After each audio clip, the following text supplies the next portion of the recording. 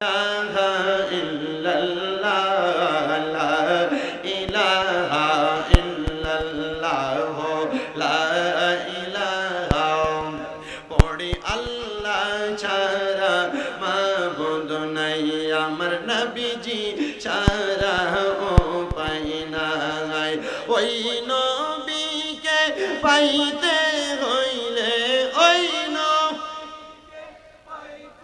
হইলে কামে দলিদের দয়া চাইলা ইলাহা লাল্লাহ লা ইলাহা ও নামাজ রোজা ছাইর না কেহ মা বাবার খেদমত ছাইর না আমার নবীর দরুদ হইল না পড়েন নবীর দরুদ আমার নবীও তোমায় ভুলবে না লা ইলাহা লাল্লাহ লা ইলাহা হায়রে অনেক দূরে মদিনা আমরা কেমনে যাব জানি না পড়েন অনেক দূরে মদিনা আমরা কেমনে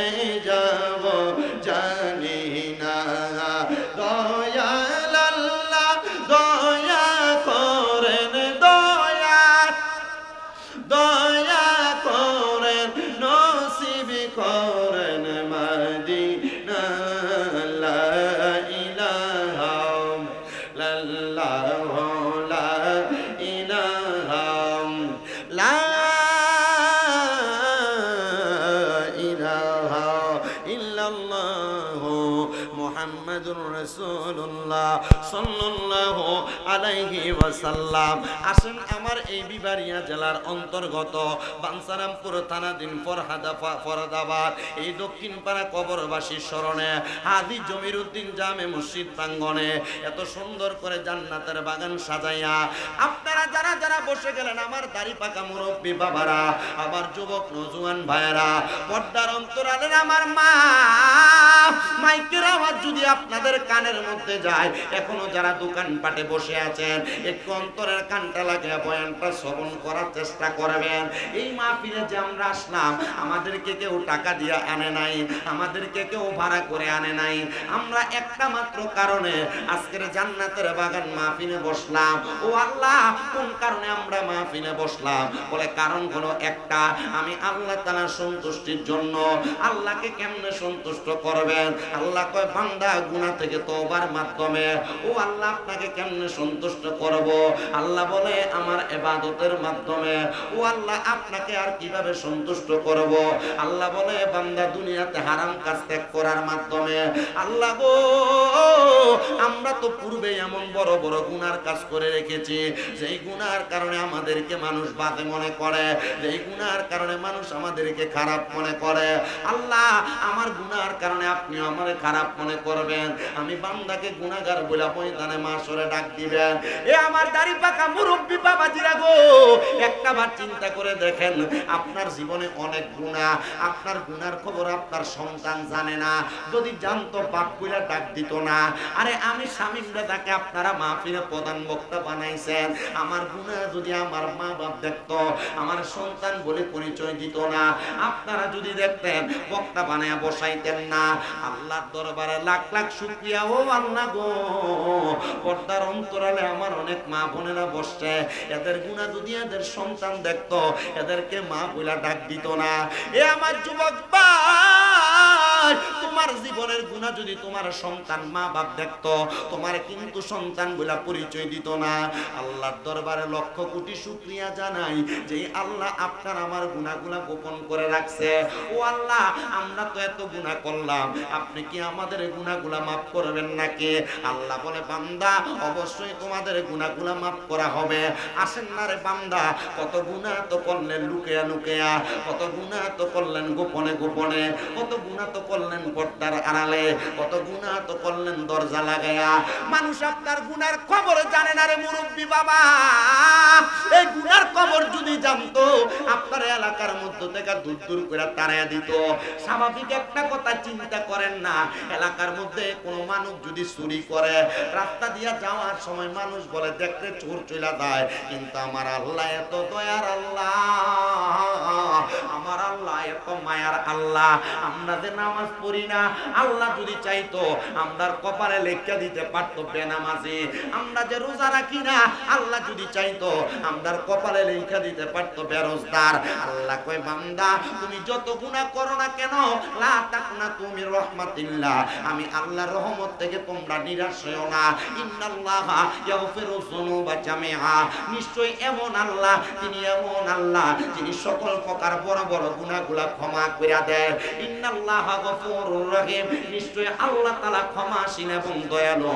আসেন না ওই দয়ালু ক্ষমাশীল আল্লাহর কাছে জীবনের গুনাহগুলা মাফ করানোর জন্য মুহাব্বতের আওয়াজে আল্লাহ তাআলার ইসমে জাতের জিকিরে মশগুল হয়ে যায়, ডাক দেয় আল্লাহ আল্লাহ আল্লাহ আল্লাহ আল্লাহ আল্লাহ।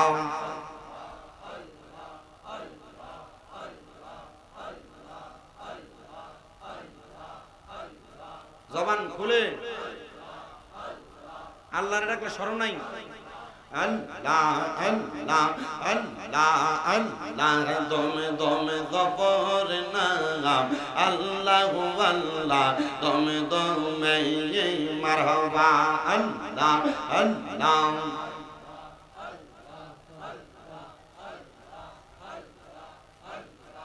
আল্লাহ আল্লাহ, আসিল তুফান ভাঙবে না ঘরের বান, আসিল তুফান ভাঙবে না ঘরের বান, মন পাখি উইরা যাইব নিজম জঙ্গলাই, দমে দমে মারহাবা আল্লাহ আল্লাহ, দমে দমে গফর নাম আল্লাহ আল্লাহ, দমে দমে মারহাবা আল্লাহ আল্লাহ।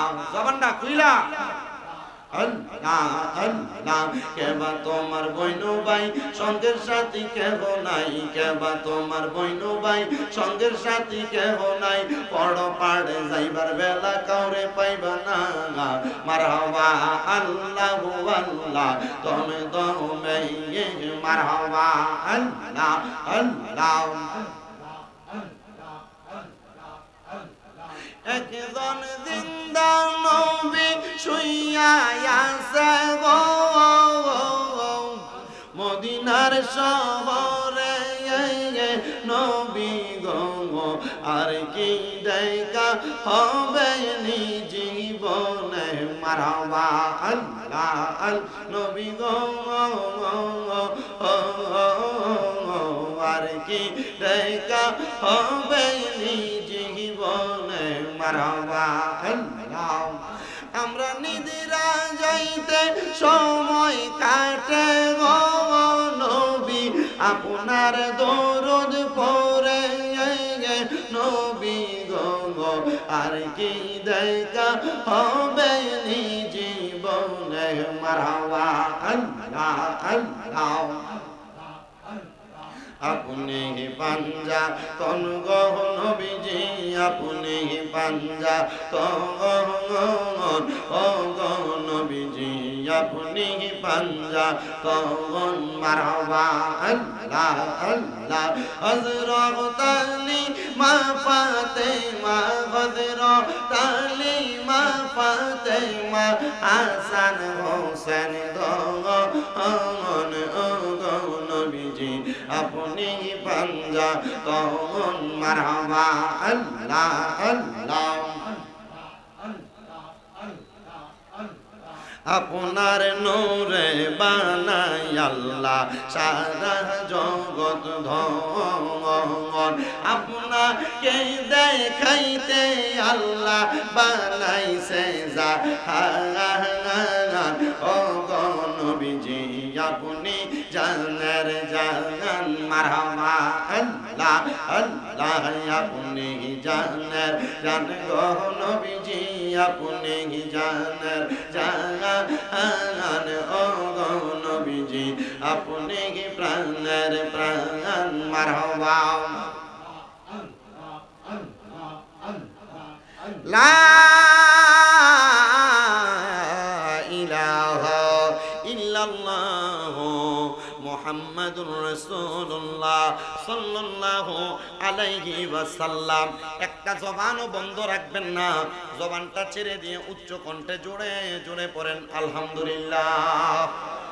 মুআজ্জাজ সদরে মুহতারাম, আজকে বিবারিয়া জেলার অন্তর্গত বানসারামপুর থানাধীন ফরদাবাদ দক্ষিণ পাড়া কবরবাসীর স্মরণে হাজী জমিরুদ্দিন জামে মসজিদ প্রাঙ্গণে এই ওয়াজ ও দোয়ার মাহফিলের যিনি সম্মানিত সভাপতি মোহাম্মদ আবু বকর সিদ্দিক সাহেব, সমাজসেবক ও কবরস্থান তত্ত্বাবধায়ক, সম্মানিত বিশেষ বক্তা হিসেবে তকরির করেছেন আপনাদের মসজিদের সম্মানিত ইমাম ও খতিব হযরত মাওলানা হাফেজ নাজমুল হাসান সাহেব।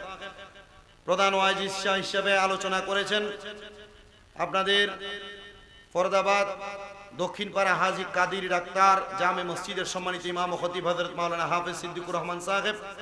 তকরির করেছেন হযরত মাওলানা মোহাম্মদ জাকির হোসেন খন্দকার সাহেব। আমন্ত্রিত ওলামায়ে কেরাম বৃন্দ, বিশেষ করে মাহফিল পরিচালনা করছেন মোহাম্মদ জালালউদ্দিন সাহেব সহ আমার সামনে পেছনে দূর দূরান্তে মাইকের আওয়াজ শুনছেন আমার পর্দানশীনী মা বোনেরা, বিশেষ করে দাড়ি পাকা মুরব্বী বাবা, যুবক নজওয়ান ভাই, ছোট ছোট মাসুম বাচ্চারা, সবার প্রতি আন্তরিক শুকরিয়া এবং মোবারকবাদ। আল্লাহ তাআলা আজকের জান্নাতের বাগানে আমাদের সবাইকে আসার বসার তৌফিক দান করেছেন, সেই শুকরিয়া আদায় করে সবাই এক বাক্যে জবান খুলে জোরে পড়ি আলহামদুলিল্লাহ। উপস্থিত হাজিরিন, আপনারা বলেন এই জান্নাতের বাগানে আল্লাহ তাআলা আমাদেরকে আসার বসার তৌফিক দান করেছেন, আমরা সবাই কি খুশি না বেজার? একটু ডান হাত তুলে দেখান তো কারা কারা বেজার। এই তাকবীর দিয়ে লাইছে, আসলে কি আপনারা বেজার? আমি বক্তা একটু সাইডের, আমি কুমিল্লা থেকে যদিও আসছি, আমার এই বছরে ব্রাহ্মণ বা এই বানসারামপুর থানাতে অনেকগুলা মাহফিল, তবে আপনাদের মাহফিল এটা আমার তাৎক্ষণিকভাবে আমার জালালউদ্দিন সুয়ুতি দাওয়াত করার কারণে আমি তাৎক্ষণিক আপনাদের মাহফিলে আসতে পেরেছি। আসলে আপনারা কেউ বেজান না, যেহেতু কবরবাসী স্মরণের মাহফিল। আজকে এখানে যারা বসছেন অনেকের মা নাই, অনেকের বাবা নাই, অনেকের বংশের মানুষ কবরে, পর্দার আড়ালে অনেক মহিলারা বসে আছে যাদের মা বাবা বংশের মানুষ কবরের বাসিন্দা। আমি সবাইকে বলবো, আপনারা বলেন এই জান্নাতের বাগান যে ফরাদাবাদ এলাকায় হইছে, আপনারা খুশি? আপনাদের চাইতে বেশি খুশি কবরবাসী, এটা আপনারা জানেন তো? আল্লাহ তাআলা এই জান্নাতের বাগানের উসিলায় কবরবাসীকে মাফ করে দেন, পড়েন আমিন।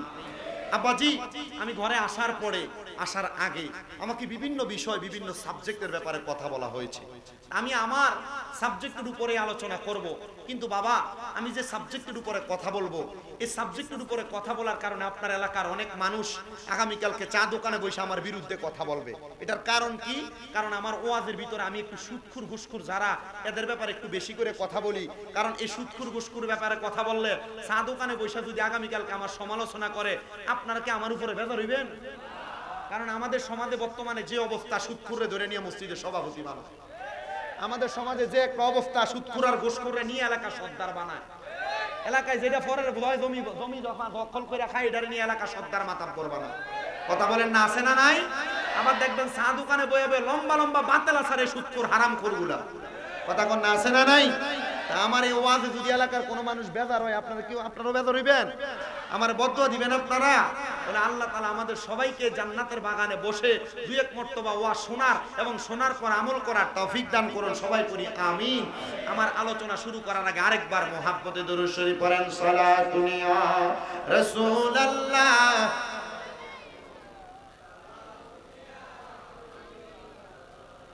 আমার মুসলমান ইমানদাররা, ডাইনে বামে না গিয়ে ডাইরেক্ট আমি আমার আলোচনার মধ্যে ঢুকে যাই। যেহেতু আজকের মাহফিলটা কবরবাসী স্মরণে মাহফিল করা হচ্ছে, আল্লাহ তাআলা এই কবরবাসীদের ব্যাপারে কোরআনুল কারীমে অনেকগুলা আয়াতে কারিমা নাযিল করেছেন। আমি 3টা আয়াতে কারিমার সামঞ্জস্য করে আপনাদেরকে কয়েকটা কথা বলে যাব। যদি আমার কথাগুলোর উপর ভিত্তি করে আপনার কবরের ব্যাপারে ভয় হয়, আমার কথাগুলোর উপরে ভিত্তি করে আপনার কবরের ব্যাপারে একটু অন্তরে কাঁপন হয়, তাহলে আপনি এখন থেকে পূর্ববর্তী সময় এবং পরবর্তী সময়, আপনি যে সময় আপনার হায়াতে জিন্দেগি থেকে কাটিয়ে দিয়েছেন আর যে সময় আপনি কাটাবেন, আপনি 2টা সময়ের উপরে একটু কম্প্রোমাইজ করবেন। করার পর আপনি চিন্তা করে দেখবেন আপনার জন্মের পর থেকে এখন পর্যন্ত আপনি কি ভালো কাজ করেছেন না বাজে কাজ করেছেন? আর এখন থেকে শেষ করবেন না মন্দ কাজ করবেন, আপনারা একটু চিন্তা করে দেখবেন। এ মুসলমান, ওয়াজ শুরু করার আগে আপনাদেরকে একটা কথা বলে দিয়ে যাই, মনে রাখবেন, গোপনে গোপনে কোনো মানুষ যদি পাপ কাজ করে, গুনার কাজ করে, আমার আল্লাহ তাআলা 1 নাম্বার ওই মানুষের হায়াত কমায়া দেয়, 2 নাম্বার ওই মানুষকে মুসিবতে ফালায়া দেয়, 3 নাম্বার ওই মানুষের আল্লাহ তাআলা রিজিক বন্ধ করে দেয়। আর গোপনে গোপনে যদি কোনো মানুষ ইবাদত করে, আমার আল্লাহ তাআলা ওই মানুষটাকে গোপনে ইবাদতের কারণে ধন সম্পদ বাড়ায়া দেয়। আল্লাহ তাআলা ওই বান্দাটা গোপনে ইবাদতের কারণে ওই বান্দার অভাব অনটন দূর করে দেয়, বিপদ থেকে মুক্ত করে দেয়। এজন্য সিদ্ধান্ত আপনার, আপনি কি গোপনে ইবাদত করবেন না গুনাহ করবেন? এ মুসলমান ইমানদার, আপনাদেরকে আল্লাহর হাবিবের একটা ছোট্ট হাদিসে মুবারাকা শোনাই।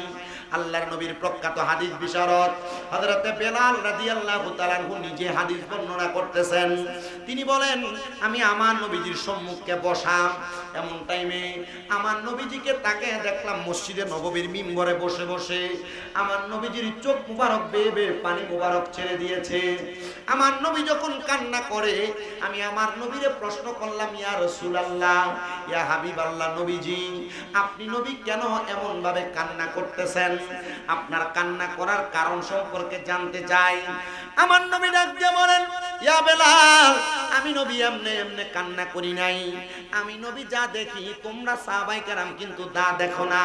ইয়া রাসূলুল্লাহ, আপনি এমন কি দেখেছেন যা দেখার পরে আপনি নবীর চোখ মোবারকে পানি দেখা যায়? আমার নবী ডাক দিয়ে কই, বেলাল, একটা কারণে আমি নবী চোখের পানি ফালায়া ফালায়া কাঁদতেছি।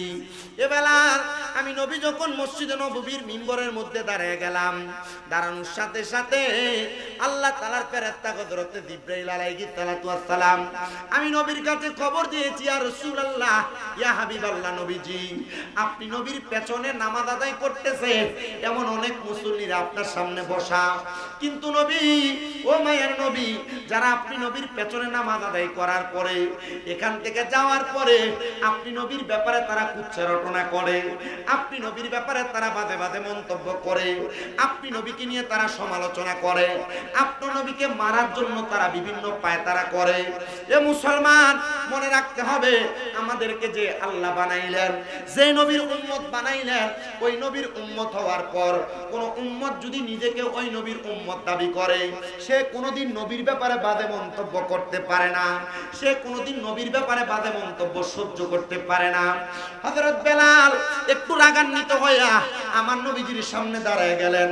3 নাম্বার কাতার থেকে আমার নবীজির সাহাবী হযরত ওমর ইবনে খাত্তাব রাদিয়াল্লাহু তাআলা আনহু তরবারি হাতে নিয়ে ডাক দিয়ে বলে, ভাই বেলাল, আপনি বলেন না আমার নবীজির চোখ মুবারকের মধ্যে কেন পানি দেখা যায়? আমার নবী এমন ভাবে কান্না করার কথা না, কিন্তু আমার নবীজি কেন মসজিদে নববীর মিম্বরে দাঁড়ায় দাঁড়ায় কান্দে? হযরত বেলাল ডাক দিয়ে কয়, ভাই ওমর, আমার নবী কান্না করার অন্য কোনো কারণ না রে। আমার নবীজির কাছে জিবরাইল নাকি খবর দিয়েছে, নবীজির পেছনেই নামাজ পড়ে, আমার নবীকে নিয়ে কুচ্ছা রটনা করে, বাজে মন্তব্য করে, এমন অনেক মানুষ নাকি আমার নবীর পেছনে নামাজ পড়ে। এ বেলাল, আমার নবী বলতেছে, আমি নবীজি তাদেরকে নিয়ে ভয় করি না যারা নামাজ পড়ে, যারা আমি নবীর প্রতি ঈমান রাখে, আমি নবী তাদেরকে নিয়ে ভয় করি যারা নামাজ পড়ার পরে পরনিন্দা করে, আমি নবী তাদেরকে নিয়ে ভয় করি যারা নামাজ পড়ার পরেও গীবত করে, আমি নবী তাদেরকে নিয়ে ভয় করি যারা নামাজ পড়ার পরেও হারাম খাবার খায়। আমার নবীজি 3টা কথা বলে নবীজি আবার কান্না করতে লাগলেন। ইয়া রাসূলুল্লাহ, আপনি তাদের ব্যাপারে কি খবর দিবেন? আপনি তাদের ব্যাপারে কি সংবাদ দিবেন? আমার নবী বলেন, হুয়া নারুকা, আমি নবী জাহান্নামের খবর দিলাম তাদের ব্যাপারে। ইয়া রাসূলুল্লাহ, তাহলে কয় প্রকার ব্যক্তির ব্যাপারে খবর দিলেন? নবী আমার বলে 3 প্রকার ব্যক্তি। 1 নাম্বার, যারা পরনিন্দা করে, মুসলমান, আপনার পাশের বাড়ির মানুষ, আপনার চাচাতো ভাই, আপনার এলাকার ভাই, আপনার প্রতিবেশী ভাই, আপনার সমাজের কোনো ভাই কোনো অন্যায় করেছে, কোন অন্যায় কাজের মধ্যে লিপ্ত হয়েছে, খোদা কি কসম করে বলি, আপনার পক্ষে যদি সম্ভব হয় আপনি তাকে সুন্দর করে বোঝায় দেওয়ার চেষ্টা করবেন। আপনি তার অনাকাঙ্ক্ষিত ভাবে পেছনে যে কখনো সমালোচনা করবেন না। সে 10,000 টাকার মালিক, 10 লক্ষ টাকার মালিক, 10 কোটি টাকার মালিক, আপনি তার ব্যাপারে নিন্দা করবেন না। সে কেন 10 কোটি টাকার মালিক আর আমি কেন 1 টাকার মালিকও না? আপনি আল্লাহর দরবারে বলবেন, আল্লাহ আপনি আমারে যা দিয়েছেন আমি তার উপরে শুকরিয়া আদায় করি। আমার আল্লাহর পেয়ারা হাবিব বলেন, কোন মানুষ যদি পরনিন্দা না করে, মানুষের সম্পদের রূপকে ত্যাগ কইরা কোন মানুষ যদি যা পায় তাতে সন্তুষ্টি আদায় করে, আমার আল্লাহ তাআলা ওই মানুষকে জান্নাতের মধ্যে সুন্দর একটা প্রাসাদ দান করে দিবে। জোরে সুরে পড়ি সুবহানাল্লাহ। ইয়া রাসূলুল্লাহ, ইয়া হাবিবাল্লাহ, তার মানে পরনিন্দা করা নিষেধ। করা যাবে? মা বোন যারা শুনছেন, এই ব্যাপারে মহিলাদেরকে বড় সাবধান করি, কারণ এই পরনিন্দার ব্যাপারে মা বোনদের অভ্যাস সবচাইতে বেশি। ফরাদাবাদের মহিলারা কইব আমরার ব্যাপারে আর আমরার বিরোধিতা করবার লাগে স্বামীরা তারা দাওয়াত দিছে না। এ ফরাদাবাদ এলাকার মা বোনেরা, এ দূর দূরান্তের সোশ্যাল মিডিয়ার মাধ্যমে দেখতেওয়ালা ভাই বাবারা, মা বোনেরা, আমি চাই না সোনার বাংলাদেশের কোনো মানুষ জাহান্নামে যাক। আমি চাই না কোনো মা বোনেরা জাহান্নামে যাক। আমি চাই ফরাদাবাদ, বাঞ্ছারামপুর, ব্রাহ্মণবাড়িয়া, পুরো চট্টগ্রাম বিভাগ, পুরো বাংলাদেশের যত মহিলা আছে, যত পুরুষ আছে, তারা জান্নাতে যাক। তবে পরনিন্দা করবেন, জান্নাতে যাওয়া আটকে যাবে। কিভাবে নিন্দা করবেন না? আপনার পাশে কেউ 10 তলা বিল্ডিং দিছে, 2 তলা বিল্ডিং দিছে, আপনি চিন্তা করেন আল্লাহ তারাই দেয়, আমারে দেয় না। আচ্ছা দেখিতে 2 তলা বিল্ডিং যেহেতু দিছে, তারা কেমন আটকানো লাগে এটা আমি দেখালো মনে ইনশাআল্লাহ করে না? আপনার কথার উত্তর দেন না। করে কি করে না? অমুকের সন্তান স্কুলে ক্লাসের মধ্যে রুল নং 1, আমার ফুট হইল না, আচ্ছা দেখবো তার সন্তান কিভাবে 1 হয় আর আমারটা কেমনে 2 হয়। এটা করা যাবে? অমুকের খেতে অনেক জায়গা বিলে, বন্ধ অনেক জায়গা, আমারটা করা যাবে? হিংসা করা যাবে? সাবধান। এ পরনিন্দা করলে আল্লাহর নবী বলেন আমি 3 প্রকার ব্যক্তিকে নিয়ে ভয় পাই। 1 নাম্বার পরনিন্দাকারী। বলেন না কি কারি? পরনিন্দা করা যাবে? আপনাদের কাছে মনে হইতাছে যে হুজুর দি গজল টজল গায় না, আমি সময় কাটাই দিতে পারবো গজল গায়া, কিন্তু 2-1টা বিষয় যদি আপনাদেরকে কথা না বুঝাই দিয়ে যাই, আমার এই ওয়াজ করু, এই ওয়াজ করে যাওয়ার এটা সবটা বৃথা যাবে। তাইলে 1 নাম্বার ওয়াজের শিক্ষা, পরনিন্দা করা যাবে। 2 নাম্বার নবী আমার বলেন গীবত করার ব্যাপারে আমি নবী বড় ভয় পাই। ইয়া রাসূলুল্লাহ কেন ভয় পান? বলে আল গীবাতু আসাদ্দু মিনাজ জিনা। বড় কঠিন কথা। একটা মানুষ জিনা করলে যেই গুনাহ হয়, যদি কোনো মানুষ কোনো মানুষের ব্যাপারে একজন আরেকজনের কাছে কোনো গীবত করে, কোনো মানুষের কাছে কোনো মানুষের বদনাম করে, এ শুনছনি অমুকের মায়া তো অমুকের সাথে পলায় গেছে, এ শুনছনি অমুক তো এই এই কাজটা করছে, এ শুনছনি অমুক তো এমন এমন কর্ম করছে, তার ঘরের কাছে দিয়ে আসার সময় শুনতে পাইলাম তার বউ তারে তুইটাই করে ব্যবহার করে, শুনছনি খবর পাইলাম অমুক ব্যক্তি তার বউরে গালাগাল করে। এমন পরনিন্দার পরে গীবত যারা করে, মানুষের পেছনে পেছনে যারা বদনাম করে, আল্লাহর নবী বলেন এমন গীবত যারা করে তারা যেন জিনা করলে যে গুনাহ সেই গুনাহ করে সেই গুনাহ। শুধু তাই নয়, আমার নবী বলেন আল গীবাতু আসাদ্দু মিনাল ফিতনা। আল্লাহর হাবিব সাল্লাল্লাহু আলাইহি ওয়াসাল্লাম নবী আমার বলতেছে এই গীবতের মতো বড় ফিতনা আর দুনিয়াতে কোনো কিছু হইতে পারে না। আবার নবীজি সাল্লাল্লাহু আলাইহি সাল্লামের তিরমিজি শরীফের একটা হাদিস করে দেখলাম, আমার নবী বলেন কোন মানুষ যদি কোনো মানুষের পেছনে পেছনে গীবত করে বদনাম করে, তাহলে সে যেন তার নিজের মায়ের সাথে 70 বার জিনা করে, মেলামেশা করে। এ বাবা, স্ত্রীর সঙ্গে যেই কাজ করা যায় মায়ের সাথে সেই কাজ করা যায় না। তো আপনি যদি একজনের নামে বদনাম করার কারণে, গীবত করার কারণে, পেছনে কথা বলার কারণে আপনার মায়ের সাথে 70 বার জিনা করার গুনাহ আপনার আমলনামায় হয়, তাহলে এমন গীবত করা যাবে না।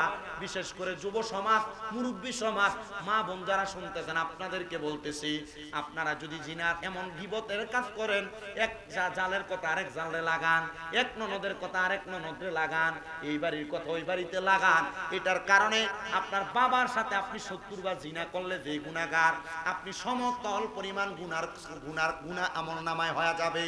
নবী বলেন শুধু তাই না, মুসনাদে আহমদের একটা হাদিস 4 নাম্বার আমার নবী বলেন, দুনিয়ার জমিনে কোনো মানুষ যদি কোনো মানুষের পেছনে পেছনে গীবত করে, বদনাম করে, কোনো মানুষের পরনিন্দা করে, আল্লাহর হাবিব সাল্লাল্লাহু আলাইহি সাল্লাম বলে এই যে গীবত করলো, এই গীবতের কারণে ওই ব্যক্তিকে যদি বলা হয় তার ভাই মারা গেছে, মারা যাওয়ার পরে তার মরা ভাইয়ের শরীর থেকে কামড়ে কামড়ে গোশত খাওয়ার জন্য, এ ভাই তুমি কি পারবা? বলে না পারবো না।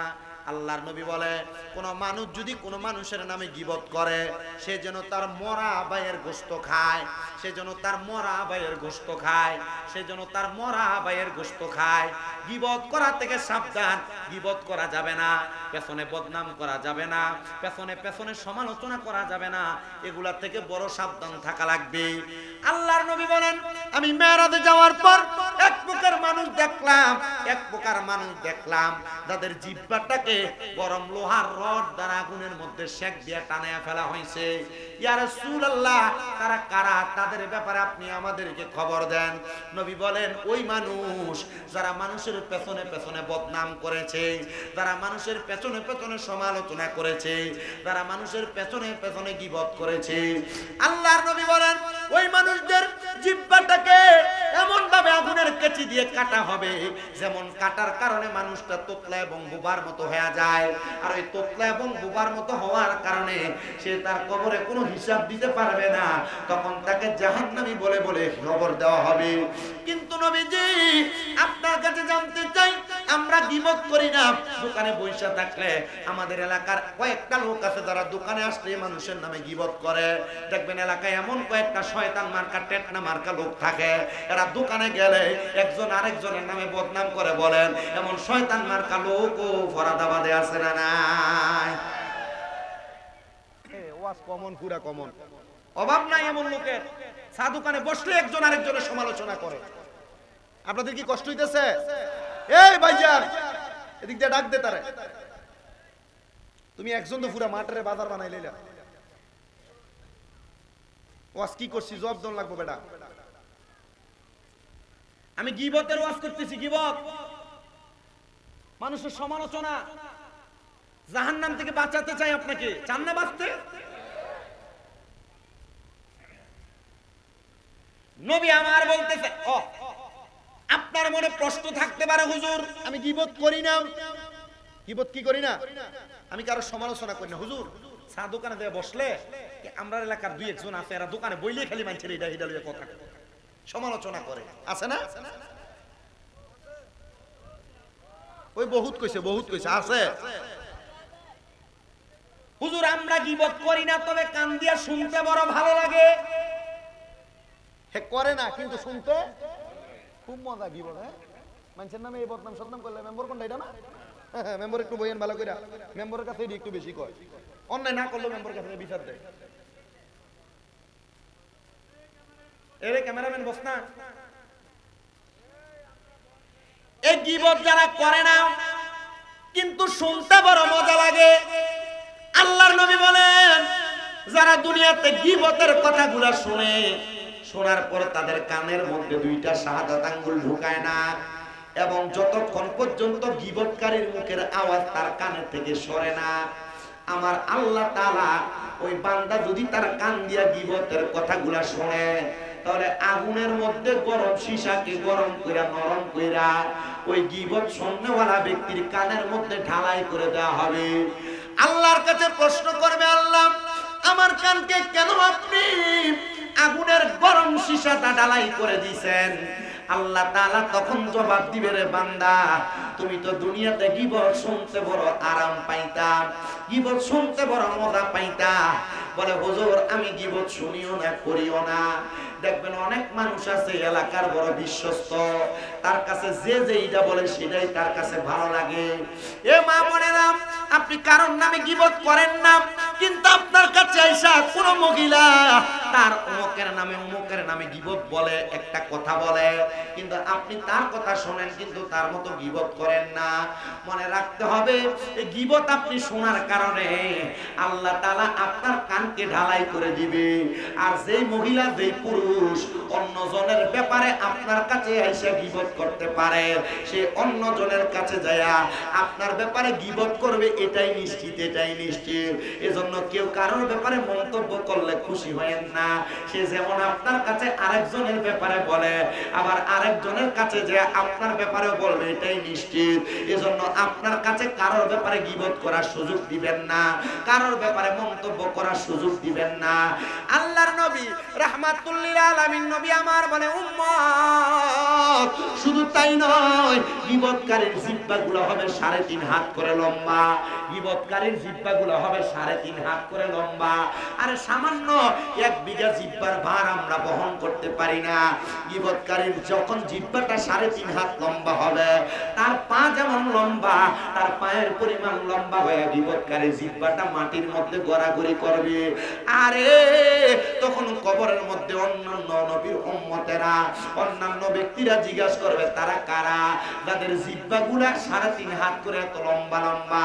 বলে তারা আর কেউ না, তারা পরনিন্দা করার পর গীবত করনেওয়ালা ব্যক্তি, গীবত করনেওয়ালা ব্যক্তি, গীবত করনেওয়ালা ব্যক্তি। এবার আপনারা বলেন, এমন কঠিন আযাব থেকে বাঁচার জন্য আমাদের সবাইকে গীবত ছাড়া আর দরকার আছে না নাই? আল্লাহুম্মা সাল্লি আলা সাইয়্যিদিনা মুহাম্মাদ নাবিয়ানা মাওলানা মুহাম্মাদ আল্লাহ সাইয়্যিদ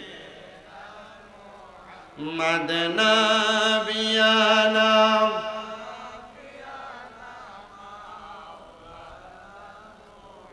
আপনাদের কি দুরূদ শরীফ পড়তে কষ্ট হচ্ছে? দুরূদ শরীফের আরেকটা ওয়াক্য শোনাই। আপনারা কি কষ্ট করে বসতে আছেন না রাজি? আমি জানি না। এই তোমরা ফাঁকার সামনে থেকে সরো না।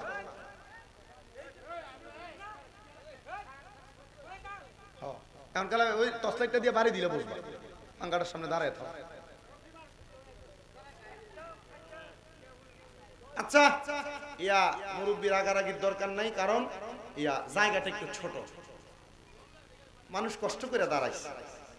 যা হোক, আপনি একটু পাখাটা ছেড়ে দেন, পাখার সামনে দাঁড়ায়েন না, যেন মুরব্বীদের কষ্ট না হয়। কারণ আমার আব্বাজিরা যে কষ্ট করে বসে আছে, এটাও বড় মায়ার জিনিস। বহু এলাকার ভিতরে মুরব্বী পাওয়া যায় না, ওয়াজে গেলে কোন রকম পোলাপান বসে থাকে, কিন্তু আলহামদুলিল্লাহ এলাকায় পোলাপানের চাইতে মুরব্বী সমাজ বেশি। বোঝা গেছে এলাকার পোলাপান ফ্রি ফায়ারে আসক্ত বেশি, টিকটকে আসক্ত বেশি। ওয়াজ মাহফিল ভালো লাগে না, ওয়াজ মাহফিল ভালো না লাগুক, এই যে কানের ভিতরে বিভিন্ন গান কনসার্টের আওয়াজ তুমি ঢুকাইতেছ, তুমি মনে করছো শুধু গীবতকারীর কানে ঢালাই হবে না? যারা তাদের কান দ্বারা পরনারীর গলার আওয়াজ শুনে, তাদের কানকেও আগুনের এই গরম এই সীসা ঢালাই করে করে দেওয়া হবে। আমার মুসলমানেরা, দুরূদ শরীফের ব্যাপারে ছোট্ট একটা ওয়াক্য আপনাদেরকে শোনাই। আল্লাহর নবীর একজন প্রখ্যাত আশেকান, জিনার মনে বড় শখ ছিলেন, উনি ইন্তেকালের আগে নবীর দিদার পাবেন। আপনাদের দিদার পাইতে মন চায়? কথা বল না, দিদার পাইতে মন চায়? নবীর দিদার পাওয়ার একটা আমলের কথা বলে দিব আজকের ওয়াজে। আল্লাহর নবীর দিদার পাওয়ার জন্য কান্দেন। আর আমি নিজে গত বছর যখন মদিনা শরীফ গিয়েছি, মদিনা শরীফ যাওয়ার পর আমি আল্লাহর হাবিবের রওজার দিকে তাকায়া তাকায়া দোয়া করি, চোখ আল্লাহর হাবিব, আল্লাহ তাআলার অশেষ রহমতে আপনার রওজার সামনে আইসা দাঁড়ানোর ক্ষমতা আল্লাহ তাআলা আমারে দিবেন। কিন্তু নবীজি গো, আপনার রওজার সামনে যে দাঁড়ায় দাঁড়ায় সালাম দেই, কাফেররা আপনি নবীকে দেখেছে, মুনাফিকরা আপনি নবীকে দেখেছে, কিন্তু আপনি নবীর উম্মত আমি, যদি আমার মরণের আগে আপনি নবী আমি না দেখতে পাই, আমার তো কলিজা ঠান্ডা হবে না। ইয়া রাসূলুল্লাহ, ইয়া হাবিবাল্লাহ, আমার মরণের আগে একবার আপনি আপনার রওজা মুবারক থেকে আমারে দেখা দিয়েন। আল্লাহর নবী রাহমাতুল লিল আলামিন নবীকে দেখার একটা উত্তম আমল, দুইটা উত্তম আমল। এক নাম্বার উত্তম আমল হলো সালাতুত তাহাজ্জুদের নামাজ, আর 2 নাম্বার উত্তম আমল হলো নবীজির উপর বেশি বেশি দুরূদ শরীফ আদায় করা। আর আশেক তো সুরে সুরে নবীকে দেখার জন্য কত সুন্দর লাগতেছে। মদিনা মদিনা আশেক মুমিনের ঠিকানা, বলেন মদিনা মদিনা আশেক মুমিনের ঠিকানা। হায়রে দিদার চেয়ে কাঁদো তোমরা, দিদার চেয়ে হও না নবীর দিওয়ানা। মদিনা মদিনা আশেক মুমিনের ঠিকানা, বলেন মদিনা মদিনা আশেক মুমিনের ঠিকানা। হায়রে জালালউদ্দিন সুয়ুতি ৭৫ বার দেখলো নবীজি, বলেন জালালউদ্দিন ৭৫ বার দেখলো নবীজি। এতবার দেখিয়াও নবী, এতবার দেখিয়াও নবী, তৃপ্তি তাহার হলো না। মদিনা মদিনা আশেক মুমিনের ঠিকানা, বলেন মদিনা মদিনা আশেক মুমিনের ঠিকানা। হায়রে দিদার চেয়ে কাঁদো তোমরা, দিদার চেয়ে কাঁদো তোমরা, হও না নবীর দিওয়ানা। মদিনা মদিনা আশেক মুমিনের ঠিকানা, বলেন মদিনা মদিনা আশেক মুমিনের ঠিকানা। হায়রে কালো হাবশি বেলালে ভালোবাসলো ওই পাগলে, বলেন কালো হাবশি বেলালে ভালোবাসলো ওই পাগলে। ইসলামের প্রথম মুয়াজ্জিন, ইসলামের প্রথম মুয়াজ্জিন বানাইলেন রাব্বানা।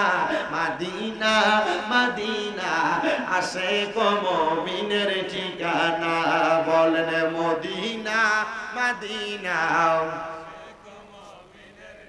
আমার মুসলমান ইমানদার, কেন মদিনায় যাবেন? আপনার কাছে আমি নবীর একটা হাদিসে মোবারকা শোনায়া দেই। আল্লাহর নবী বলে, মান যারা কবরি ওয়াজাবাত লাহু শাফাআতি ইয়াউমাল কিয়ামা। যেই ব্যক্তি আমি নবীর রওজা মোবারক জিয়ারত করলো, তার জন্য সুপারিশ করা আমি নবীর জন্য অত্যাবশ্যক হয়ে যায়। আর নবী যদি আপনার জন্য সুপারিশ করে, আপনার জান্নাতে যাওয়া কেউ আটকাইতে পারবে না। ইয়া রাসূলুল্লাহ, নবী গো, ও দয়ার নবীজি, আপনি নবীর রওজা মোবারক বারবার জিয়ারত করতে পারি নাই। আমি আমার নবীজির রওজার সামনে দাঁড়ায়া দাঁড়ায়া 3টা কথা বলেছি, ইয়া রাসূলুল্লাহ, আমি অল্প বয়সে আপনার রওজার সামনে আসছি, আলহামদুলিল্লাহ। দ্বিতীয় আমার আরেকটা আশা, আমি যেন আমার মা বাবারে নিয়ে আপনার রওজার সামনে আসতে পারি, আপনি দোয়াটা কবুল করেন। ও মায়ার নবী, বাংলাদেশে ওয়াজ মাহফিলে গেলে কত মানুষ নিয়ে ওয়াজ করি, তারা তো আপনি নবীর পাগল, আপনি নবীর উম্মত, আপনি নবীর আশেক, আপনি তাদেরকে একবার হইল মক্কা মদিনা দেখার সুযোগ করে দিয়ার। আমার মুসলমান, আমি কত মানুষ দেখছি মদিনা শরীফের দিকে তাকায়া তাকায়া চোখের পানি ফালে কান্দে। নবীজির ওই আশেক, উনি বলেন আমি সারাটা জীবন নবী নবী বলে কান্না করতেছিলাম। আমার বয়স 45 হয়ে গেছে, আমি নবীকে দেখার জন্য দুরূদ পড়ে পড়ে কান্দি, তাহাজ্জুদ করে পড়ে কান্দি, কিন্তু আমার আল্লাহ তাআলা আমার নবীর দিদার আমার দেখায় না। হায়রে, যখন আমার নবীর আমার দিদার দেয় না, আমি আমার আল্লাহ তাআলার কাছে বারবার কান্না করতে লাগলাম। আমার বয়স 45, আমি নবীর কাছে যখন বারবার কান্দি, আল্লাহর কাছে বারবার কান্দি, আমার নবীর দিদার যখন আমি পাই না, আমি বিবাহ করলাম না। আমি হঠাৎ একদিন 45 বছর বয়সে রাগান্বিত হইয়া আমি চিন্তা করলাম আর বলতে লাগলাম, 45 বছর বয়স পর্যন্ত যেহেতু নবী নবী বলে ডাকছে, নবীর দিদার পাই নাই, আজকে আমি আর নবী নবী বলে ডাকবো না।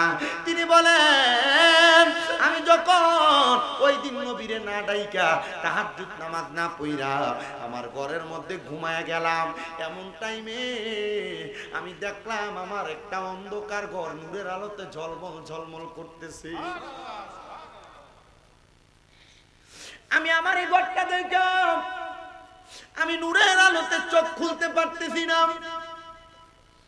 আমি হঠাৎ করে তাকে রইলাম, কিন্তু আমার এমন আলো আমার চোখের মধ্যে লাগে, আমি বুঝতে পারলাম না এটা কিসের আলো, যে আলোর কারণে আমার চোখটা খুলতে পারতেছি না, আর চোখে আমি দেখতেছি না।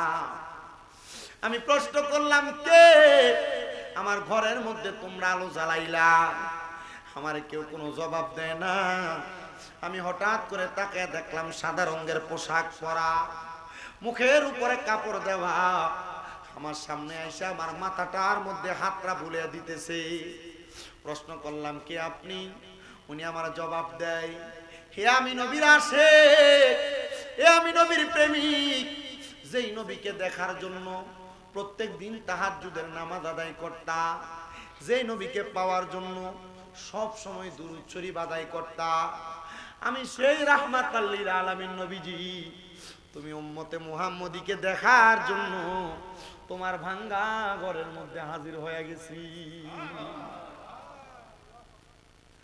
ইয়া রাসূলুল্লাহ, নবী এতদিন পর্যন্ত আপনাকে এত টাকা ডাকলাম, আপনি আমার কাছে আসলেন না। ইয়া রাসূলুল্লাহ, এত ইবাদত করলাম, আপনি নবীর দিদার পাইলাম না। কিন্তু আজকে যে আমি ডাকলাম না, জিদ করে রাগান্বিত হয়ে ঘুমায়া গেলাম, আপনি নবী দেখা দিলেন।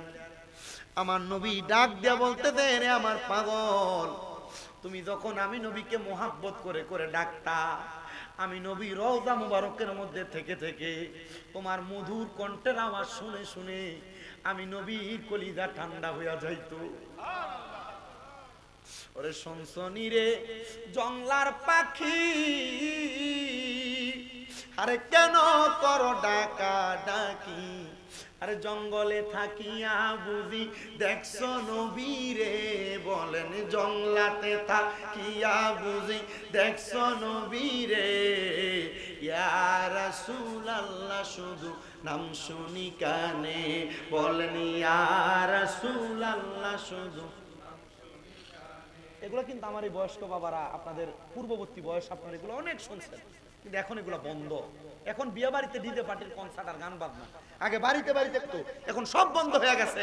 কোরআন তেলাওয়াত আর সবিয়া খতম, সকালে মাইক লাগাইলে কারে কি লাগায় রাখছে, বন্ধ করে ঘরে নিরাল ফললো তো আল্লাহ সওয়াব দেয়। কথা কোন, এগুলো বন্ধ এখন। শুনছনি রে জংলার পাখি, আরে কেন করো ডাকা ডাকি, আইরে জংলাতে থাকিয়া বুঝি দেখছো নবীরে, বলেন জংলাতে থাকিয়া বুঝি দেখছো নবীরে। ইয়া রাসূলুল্লাহ, শুধু নাম শুনি কানে, বলেন ইয়া রাসূলুল্লাহ শুধু। আমার মুসলমান ইমানদার, ওই আল্লাহর বান্দা বলি, ইয়া রাসূলুল্লাহ, ইয়া হাবিবাল্লাহ, নবী গো, আপনি নবীর চেহারা মুবারক একবার আমারে দেখান। অন্যায় হয়েছে, আর কোনোদিন আপনি নবীকে স্মরণ করা ছাড়া আমি নিদ্রাতে যাব না, আপনি নবীর দুরূদ পড়া ছাড়া আমি ঘুমাইতে যাব না। আমার নবী বলেন, ঠিক আছে, আমি নবী তোমার জন্য আল্লাহর দরবারে দোয়া করলাম। এই কথা বলে আমার নবী যখন ফিরে যায়, সে ডাক দিয়া কই, ইয়া রাসূলুল্লাহ, ও মায়ার নবী গো, আপনি নবীর চেহারা মুবারকটা তো আমারে দেখাইলেন না। নবী আমার বলে, উম্মত, আমি নবীর চেহারা মুবারক এত তাড়াতাড়ি দেখতে পারবা না, আমি নবীর এমন ভাবে স্মরণ করবা, আমি নবী নিজেই তোমার চেহারা মুবারক দেখাবো। তবে বয়স যেহেতু 45 হয়ে গেছে, আমি নবী তোমার কাছে একটা ওসিয়ত করলাম। কি ওসিয়ত? বাবারে, এখন তুমি বিবাহ করো, সংসার করো। ইয়া রাসূলুল্লাহ, ইয়া হাবিবাল্লাহ, আমি বিবাহ করলে, সংসার করলে তো আপনি নবীর দুরূদ বেশি পড়তে পারবো না, আপনি নবীরে বেশি বেশি স্মরণ করতে পারবো না। আল্লাহর নবী ডাক দিয়া কয়, এ পাগল, যদি বিবাহ করার পরে আল্লাহ তাআলা তোমার হাতে একটু সময় দেয়, ওই অল্প সময় দিয়া আমি নবীরে মুহাব্বত নিয়ে স্মরণ করবা। আমি নবীরে কেউ যদি মুহাব্বত নিয়ে স্মরণ করে, আমি নবী রহমাতাল লিল আলামিন নবীজি, সে কোন জায়গায় বসে আমি নবীরে স্মরণ করে, আমি সেই জায়গা চিনি। কে আমি নবীকে স্মরণ করতেছে, আমি তার নাম জানি, আমি তার বাবার নামও জানি। বলে, হুজুর, আমার নবীর উপর দুরূদ পড়লে না ফেরেশতারা নিয়ে পৌঁছায়। হ্যাঁ হ্যাঁ, এটাও একটা একটা হাদিস, ওইটা একটা হাদিস। আমার নবীর প্রতি কেউ যদি দুরূদ পড়ে, দুরূদটা ফেরেশতারা নিয়ে পৌঁছায়। কিন্তু আমার নবীর প্রতি কেউ যদি মুহাব্বতে দুরূদ পড়ে, আমার নবীকে আমি তারে চিনি, তার বাবার নামও জানি।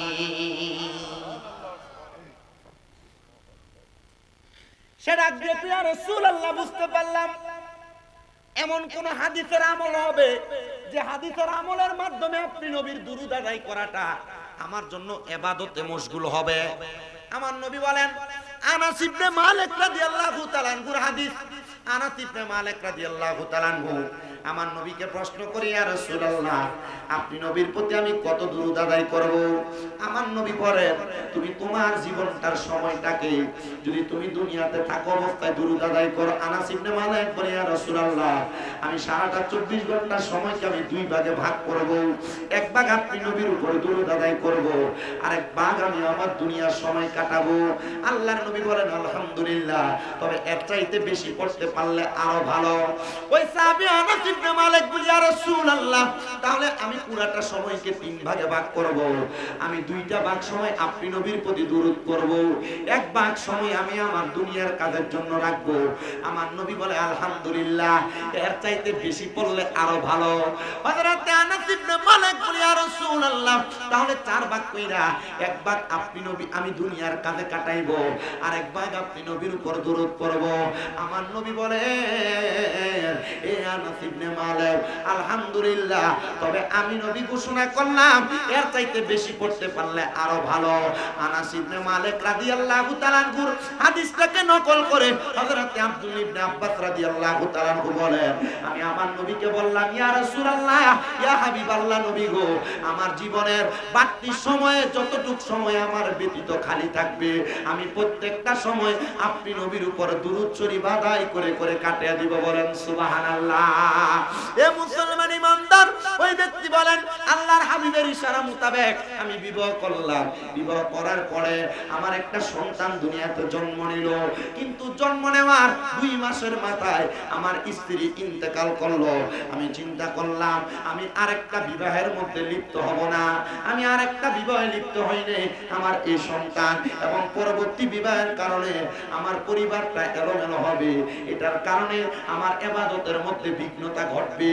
ও মুসলমান, আপনারা যারা এখানে মুরব্বীরা বসছেন, অনেকেই আছেন আপনারা স্ত্রী হারায় ফেলছেন, অনেকে চিন্তা করে করে আবার দ্বিতীয় বিবাহ করেছেন।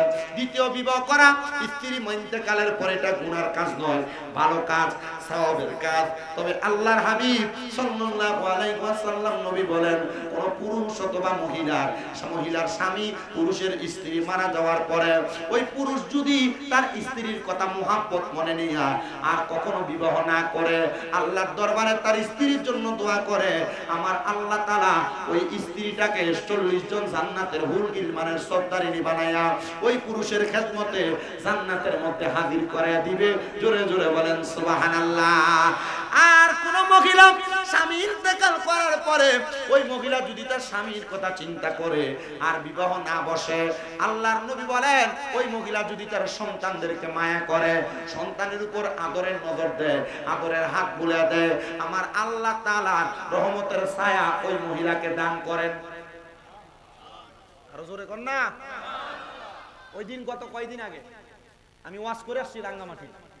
এই ওয়াজ যখন করলাম, এই গত মনে হয় 4-5 দিন আগে এক লোক ফোন দিতে, হুজুর আপনি যে ওয়াজ করে দিয়ে গেছেন, এখন আমার আব্বা উনি তো বিবাহের জন্য লাফায়, এই ওয়াজটা আমার আব্বার একটু শোনান। আমি কইছি এটা তো ভালো জিনিস বেটা, বিয়ার লাগে লাফায়। তোর আম্মা কই? হুজুর মারা গেছে। আমি কই আব্বা বিয়ে করতে মন চাই, তো বিয়ে করো না কেন?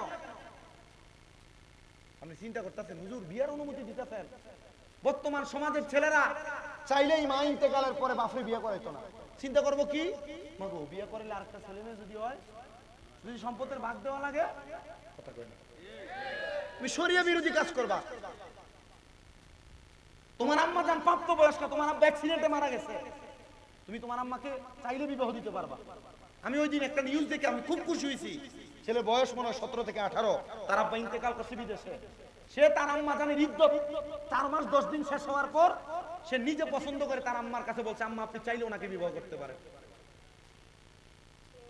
আপনার কাছে মনে হবে এই মহিলা মনে হয় কত খারাপ, স্বামী ইন্তেকাল করছে, বিয়ে বসে ফেলছে, আমাদের সমাজটাকে কোন নজরে দেখে?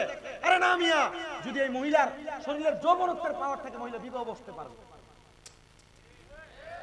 আর আপনি কইবেন কি, দেখছেন এই বেড়া মরে গেছে, কয়দিন এসে বিয়ে বইয়ে গেছে, কথা কয় না কেন? কয়নি? দেখছো বউ মরে গেছে, 40 দিন জানে বিয়ে করে ফেলছে, কথা বলেন না কেন? যদি কোনো পুরুষ মানুষ মনে করে যে তার স্ত্রীর জন্য ধৈর্য ধরে থাকবে, পারবে। যদি বলে না, তার চরিত্রের হেফাজত করতে পারবে না, জিনা ব্যভিচারে লিপ্ত হয়ে যাবে, তাহলে তার জন্য ধৈর্য ধরে থাকার দরকার নাই, তার জন্য বিবাহ করা ফরজ। সরি, দ্বিতীয়বার ওয়াজিব। আমার মুসলমান ইমানদাররা, তিনি বলেন আমার স্ত্রী ইন্তেকাল করার পরে আমি আর দ্বিতীয় বিবাহ করলাম না। শর্ত হলো আমি যদি দ্বিতীয় বিবাহ করি আমার ইবাদতে ব্যাঘাত ঘটবে। উদ্দেশ্য ভালো, উদ্দেশ্য কি? আমার ইবাদতে ব্যাঘাত ঘটবে। পর্দার অন্তরালের মহিলারা চিন্তা করবো, দেখ শুনি হুজুর এটা কেমন ওয়াজ করে, এই ওয়াজ তো কোনোদিন বাপদাদার গুতো শুনি নাই।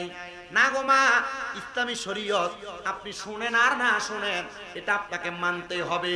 এতে পুরুষ মানুষের টাকার অভাব নাই, একটা স্ত্রী আছে, তার যেই অর্থ সে চাইলে 2টা 3টা স্ত্রী লালন পালন করতে পারবে।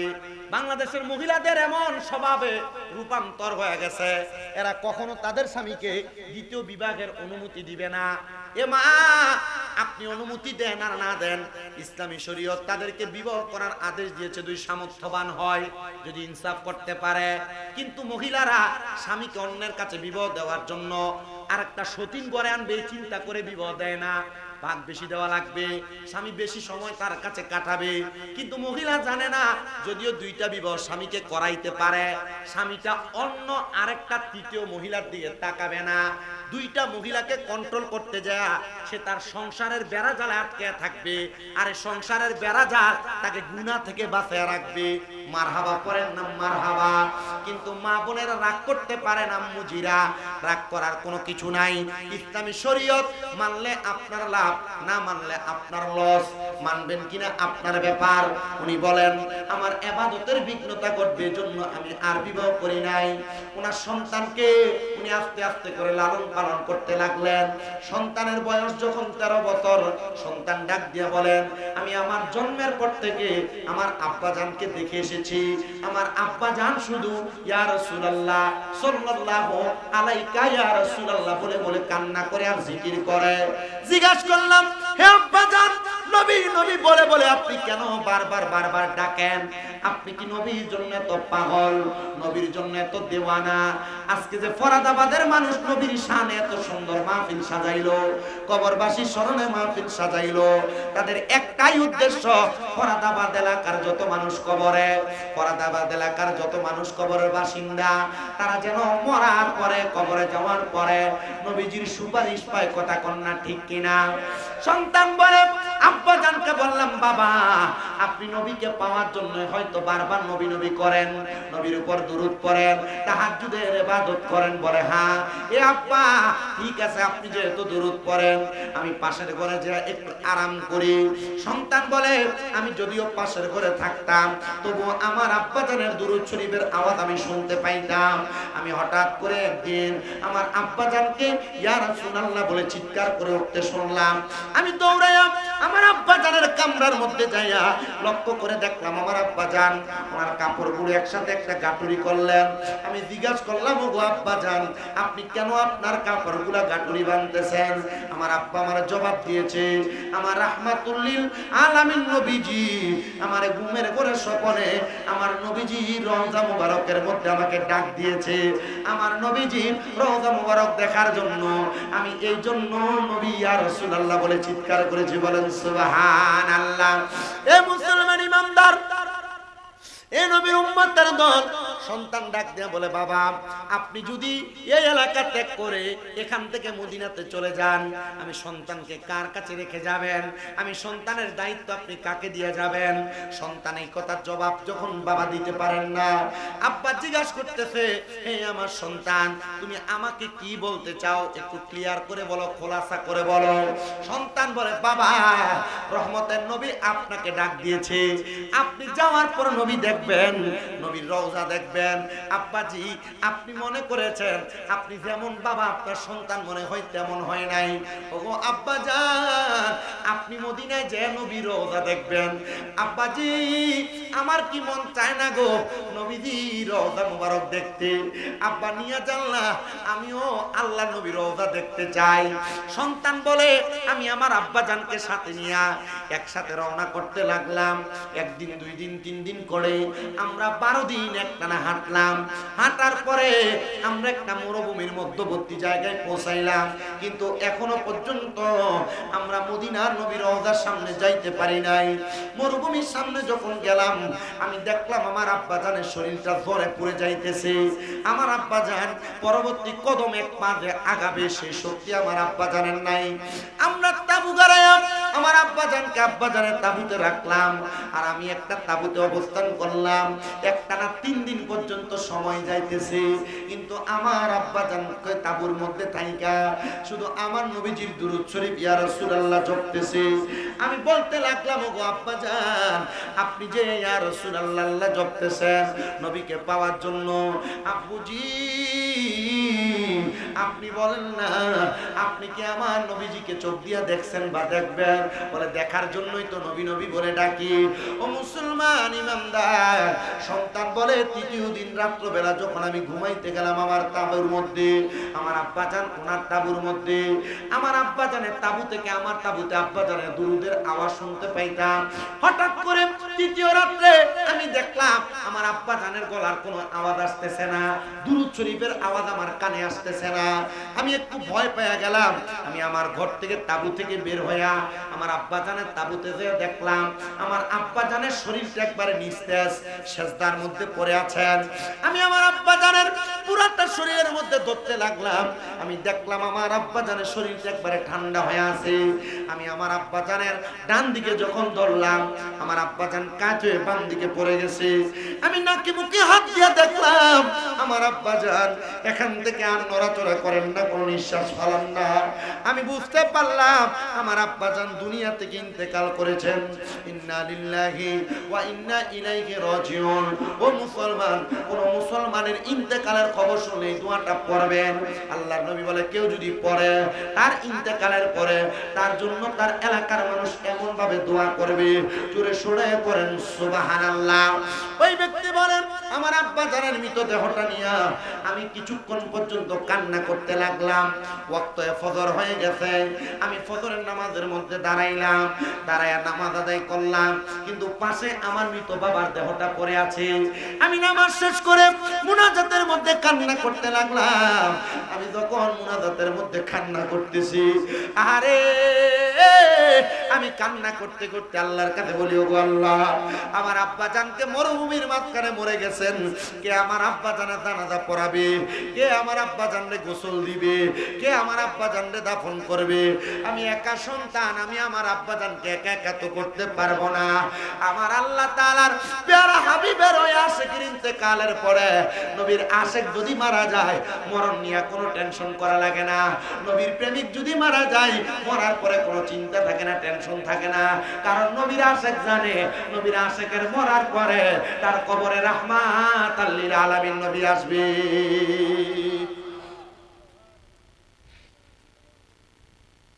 নবী আসবে এই বিশ্বাস আছে না নাই? আহলে সুন্নাত ওয়াল জামাতের আকীদা রাহমাতুল লিল আলামিন নবী কবরে আসবে। প্রশ্ন করা হবে ওমান হাযার রাসূল, এই ব্যক্তিকে চিনো কিনা? আমরা নবীকে দেখে দেখে বলবো হ্যাঁ ইনি আমাদের রাসূল সাল্লাল্লাহু আলাইহি সাল্লাম। আরে আমার এক ওস্তাদ যিনি কুমিল্লা আলিয়া মাদ্রাসা আমাদেরকে বুখারীর দরস দিয়েছেন, তিরমিজির দরস দিয়েছেন, আমাদেরকে ইবনে নাসাই শরীফের দরস দিয়েছেন, ইবনে মাজাহ শরীফের দরস দিয়েছেন। ওই ওস্তাদ বলে আরে বেটা নবীর প্রেমিক হয়ে যদি কেউ মরতে পারে, নবীর সাথে পাক্কা আশিক হয়ে যদি কেউ মরতে পারে, আল্লাহর কসম উম্মতে মুহাম্মদী কবরে যাওয়ার পর নবীকে চিনা লাগবে না। নবী বলবে এটা আমার উম্মত, হ্যাঁ আমি নবীর কুল মুবারক। আমরা নবী চিনবো কেন মিয়া? নবী তো আমাদেরকে চিনবে। নবী চিনার মতো কাজ আমাদেরকে করা লাগবে না। আপনি নবীর উম্মত দাবি করেন, আপনার মুখের দাড়ি ফোম শেভ করা। আপনি নবীর উম্মত দাবি করেন, আপনি সুদ খান। আপনি নবীর উম্মত দাবি করেন, আপনি ঘুষ খান। আপনি নবীর উম্মত দাবি করেন, পরের হক মেরে মেরে খান। আপনি নবীর উম্মত দাবি করেন, আপনি মিথ্যা কথা বলেন। কথা বলেন না এমন মানুষও আছে না নাই? নবী বলেন আমি তাদের দিকে ফিরেও তাকাবো না। নাউজুবিল্লাহ নাই। আরে নবী যদি আপনার দিকে ফিরে না থাকে আপনার কোনো উপায় আছে? আপনাদের কষ্ট হইতেছে। আমি মাইক ধরছি যে সময় তো মোটামুটি অনেক লম্বা হয়েছে না, সময় চাই লাভ নেই, অল্প সময়, তবে যতটুক সময় কথা বলে আমি আপনাদেরকে নিয়ে দোয়া করে তারপর বিদায় নিব। আল্লাহ কবুল করেন, জোরে করেন আমিন। ওই সন্তান যখন ফজরের নামাজের মুসল্লার মধ্যে কান্না করতেছে, কান্না করার সময় হঠাৎ করে সন্তান শুনতে পাই চারদিক থেকে জনগণের আওয়াজ শোনা যায়। আওয়াজ কি? মানুষ আসতেছে। তিনি বলেন আমি মানুষের আওয়াজ শুনতে পাইয়া, ওই মানুষের আওয়াজগুলো শুনতে পাইয়া তাড়াতাড়ি তাঁবু থেকে বের হইলাম। আমি দেখলাম আমার তাঁবুর ডান দিক থেকে মানুষ দলে দলে আসতেছে, বাম দিক থেকে মানুষ দলে দলে আসতেছে, সামনের দিক পেছনের দিক থেকে মানুষ দলে দলে আসতেছে।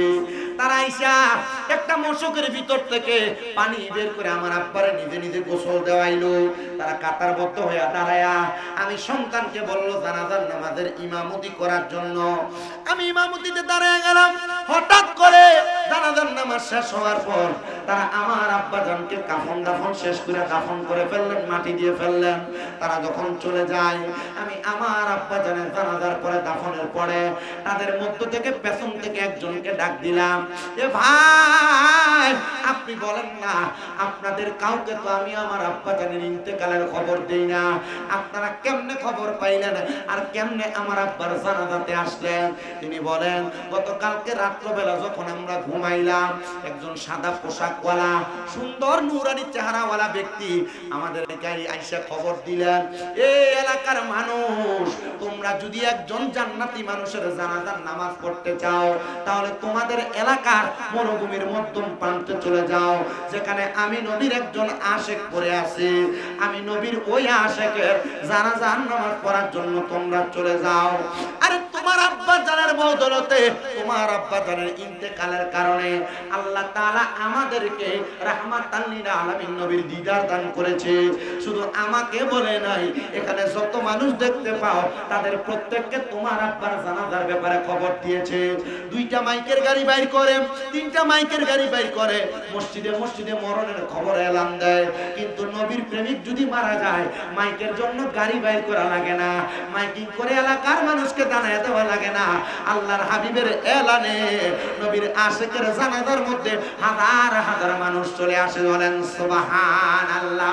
উনি বলেন তাহলে তোমরা তো মনে হয় বুজুর্গ দিনদের এলাকার মানুষ, আমার আব্বা জানের একটা স্বপ্ন ছিল তারা সবাই চলে যাক, তুমি বলো না আমার আব্বা জানের স্বপ্নটা পূরণ হয়েছে নি? বলে তোমার আব্বা জানের স্বপ্ন কি? বলে আমার আব্বা জানের স্বপ্ন ছিল আমার আব্বা জান মরণের আগে একবার হলো নবীজির চেহারা মোবারক দেখবে। আমার আব্বা জান নবীজির চেহারা মোবারক দেখছে কিনা একবার তুমি আমারে বলো না। বলে হ্যাঁ, যদি তুমি তোমার আব্বা জানের মরণের আগে নবী দেখছে কিনা সেই খবর জানতে চাও তাইলে তুমি মুরাকাবা করা লাগবে।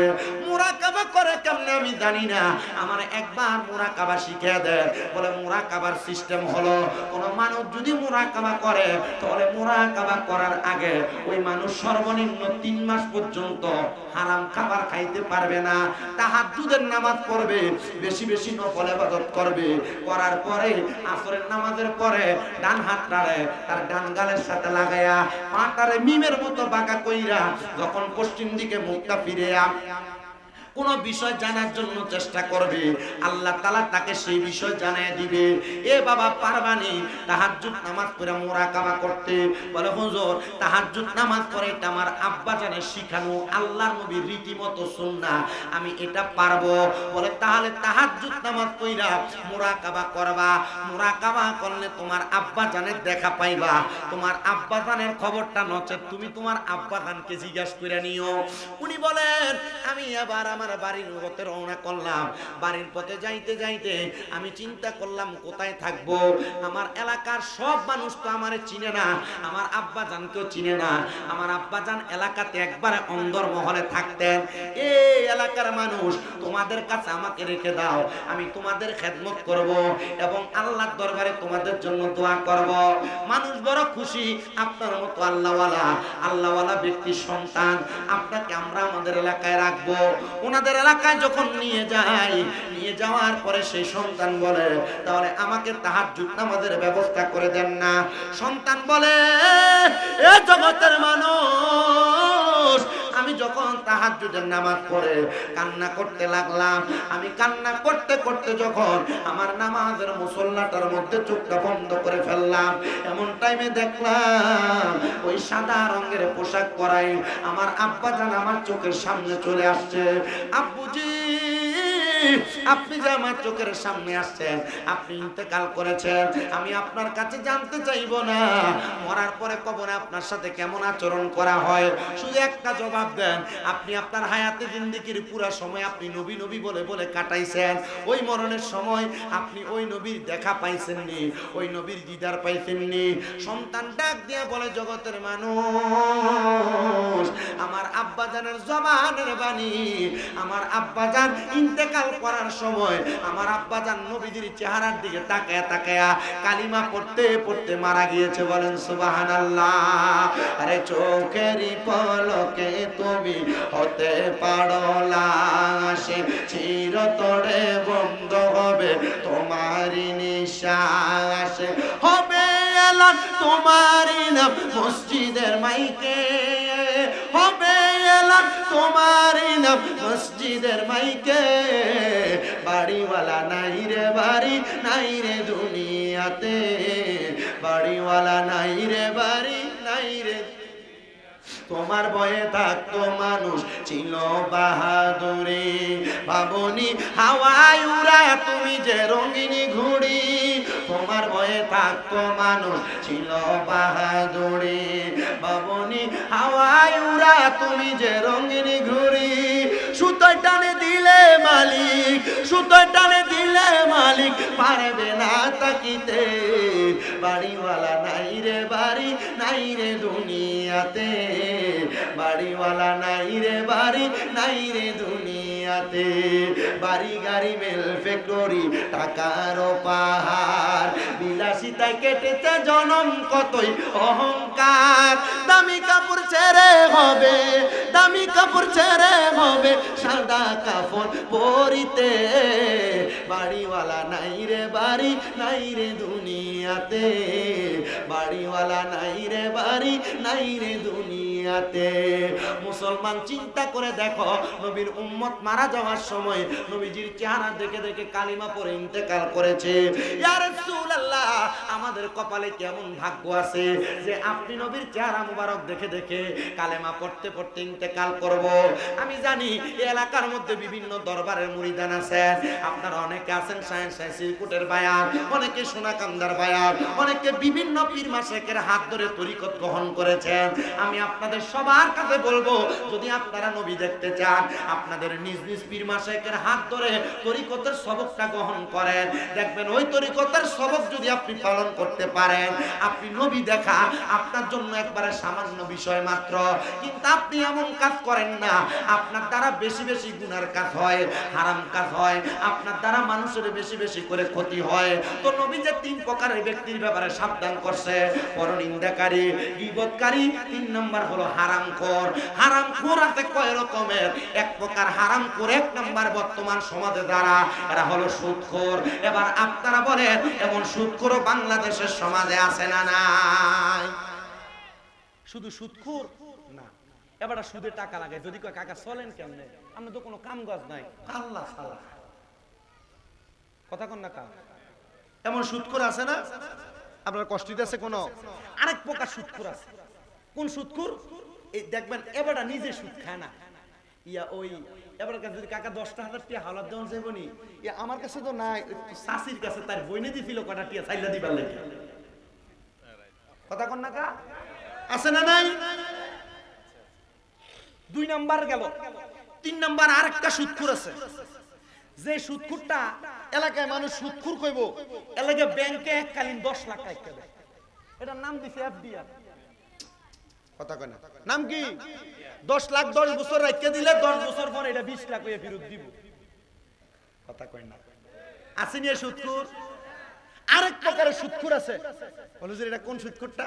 যে সুদরা আপনার বউ আপনার ফার্ম দিয়ে খাওয়ায়, হুজুর এটা কোনটা দেখুন হঠাৎ করে একদিন রাত্রে কইতাছি ইয়া তুমি যে যা কামাই করো সব খাইয়া লাও আমরা আবুদ্দারির একটা ভবিষ্যৎ আছে না মোটামুটি আইও না আমরা একটা ডিপিএস করে লাই ডিপিএস করে কিছু ব্যাংকে রাখি তাহলে তো একটু বড় হইলে কামাই রুজি করে এটা দিয়ে খাইতে পারবো চলতে পারবো এই সুদ দিয়া ঘুষের টাকা দিয়া ডিপিএস নামক হারাম টাকা দিয়ে আপনি আপনার ফুট মানুষ করবেন আর এই ফুট আপনার বয়স হওয়ার পর আপনার বাদ দিব এটা আমি চিন্তা করতে পারি না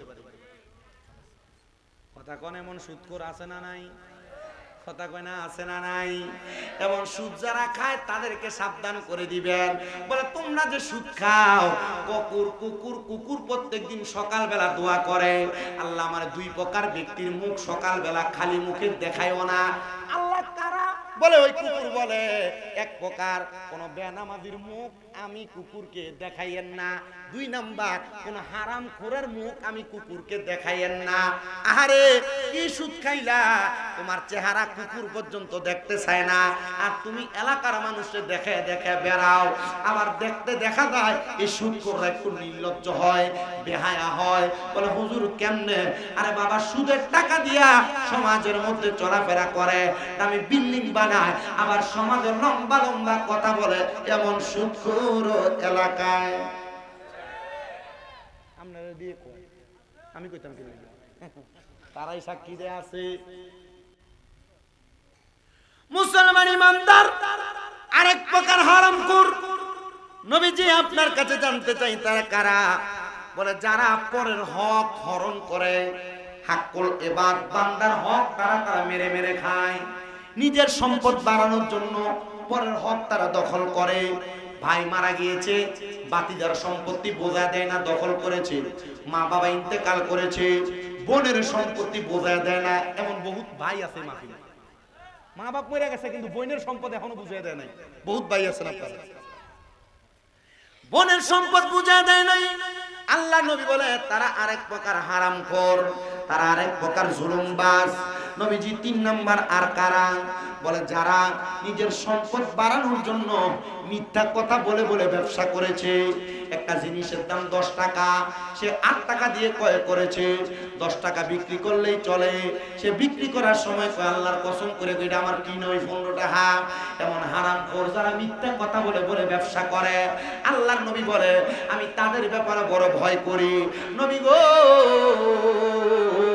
আর কোন হারামখোরের ব্যাপারে ভয় করেন বলে যারা ঘুষ খায় যারা মানুষের কাছে কোনো কিছুর বিনিময়ে কোনো কিছু গ্রহণ করে এটাই হলো ঘুষ এটার কারণে আমি নবী তাদের ব্যাপারে বড় ভয় করি ইয়া রাসূলুল্লাহ এদের অবস্থা কেমন বলে তারা যখন ইন্তেকাল করবে ইন্তেকাল করার সময় আজরাইল ফেরেশতা তাদের শরীর থেকে যখন রূহটা কবজ করবে তাদের কাছে মনে হবে জীবিত একটা বকরিকে জীবিত অবস্থায় চামড়াটা টাইনা টাইনা ছিঁড়ে ফেললে যত কষ্ট হয় ওই হারামখোর ব্যক্তিটার তত কষ্ট হবে শুধু তাই নয় ফেরেশতা আজরাইল যখন তাদের রূহটা নিয়ে যাবে আজরাইল নাকের মধ্যে একটা কাপড় লাগে উপরে নিয়ে যাবে আর আল্লাহর আসমানের ফেরেশতারা তার দিকে থু থু নিক্ষেপ করবে ইয়া রাসূলুল্লাহ কেন বলে হারাম খাওয়ার কারণে পরের হক মাইরা খাওয়ার কারণে আল্লাহ তাআলা তার রূহটাকে একটা দুর্গন্ধযুক্ত রূহ বানায় রাখছে এ পর্দার অন্তরালের আমার মা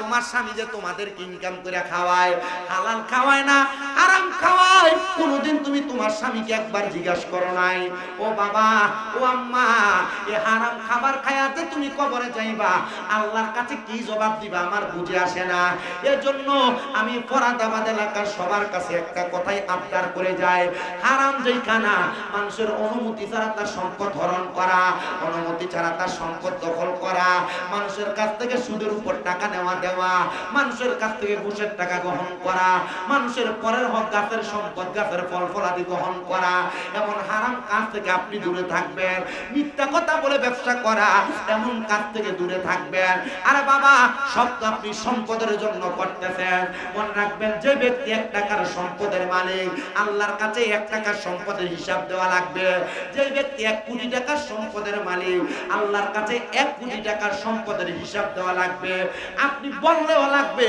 না বললেও লাগবে। তাহলে আল্লাহর হাবিব সাল্লাল্লাহু আলাইহি ওয়াসাল্লামের একজন উম্মত, তিনি বসবাস করতেন ইরাকের জমিনে। উনি একজন বাদশা।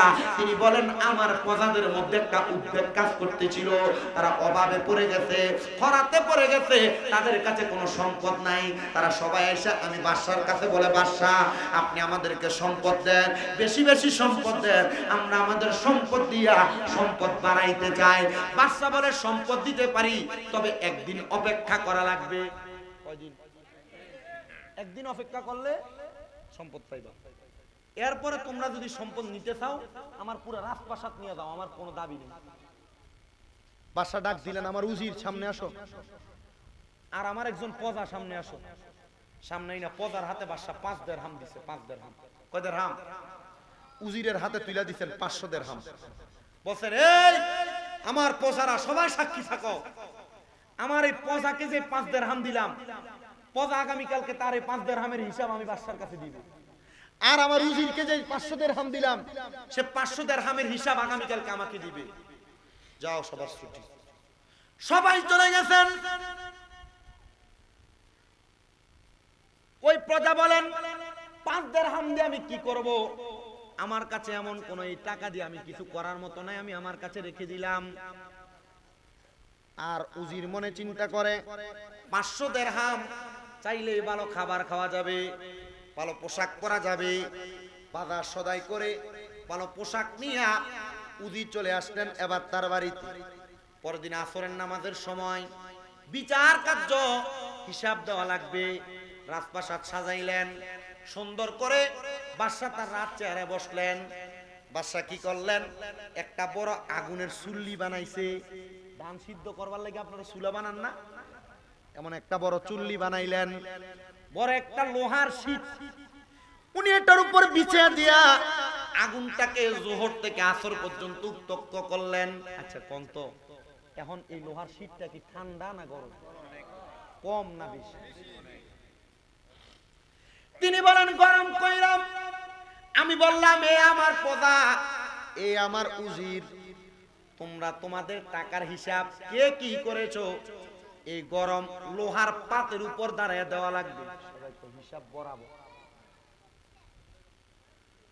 প্রজা বললেন বাদশা আমার টাকা এখনো আমার কাছে আছে, 5 দিরহাম দিয়া কিছু করা যাবে না, বিদায় কিছু করি নাই, রেখে দিলাম।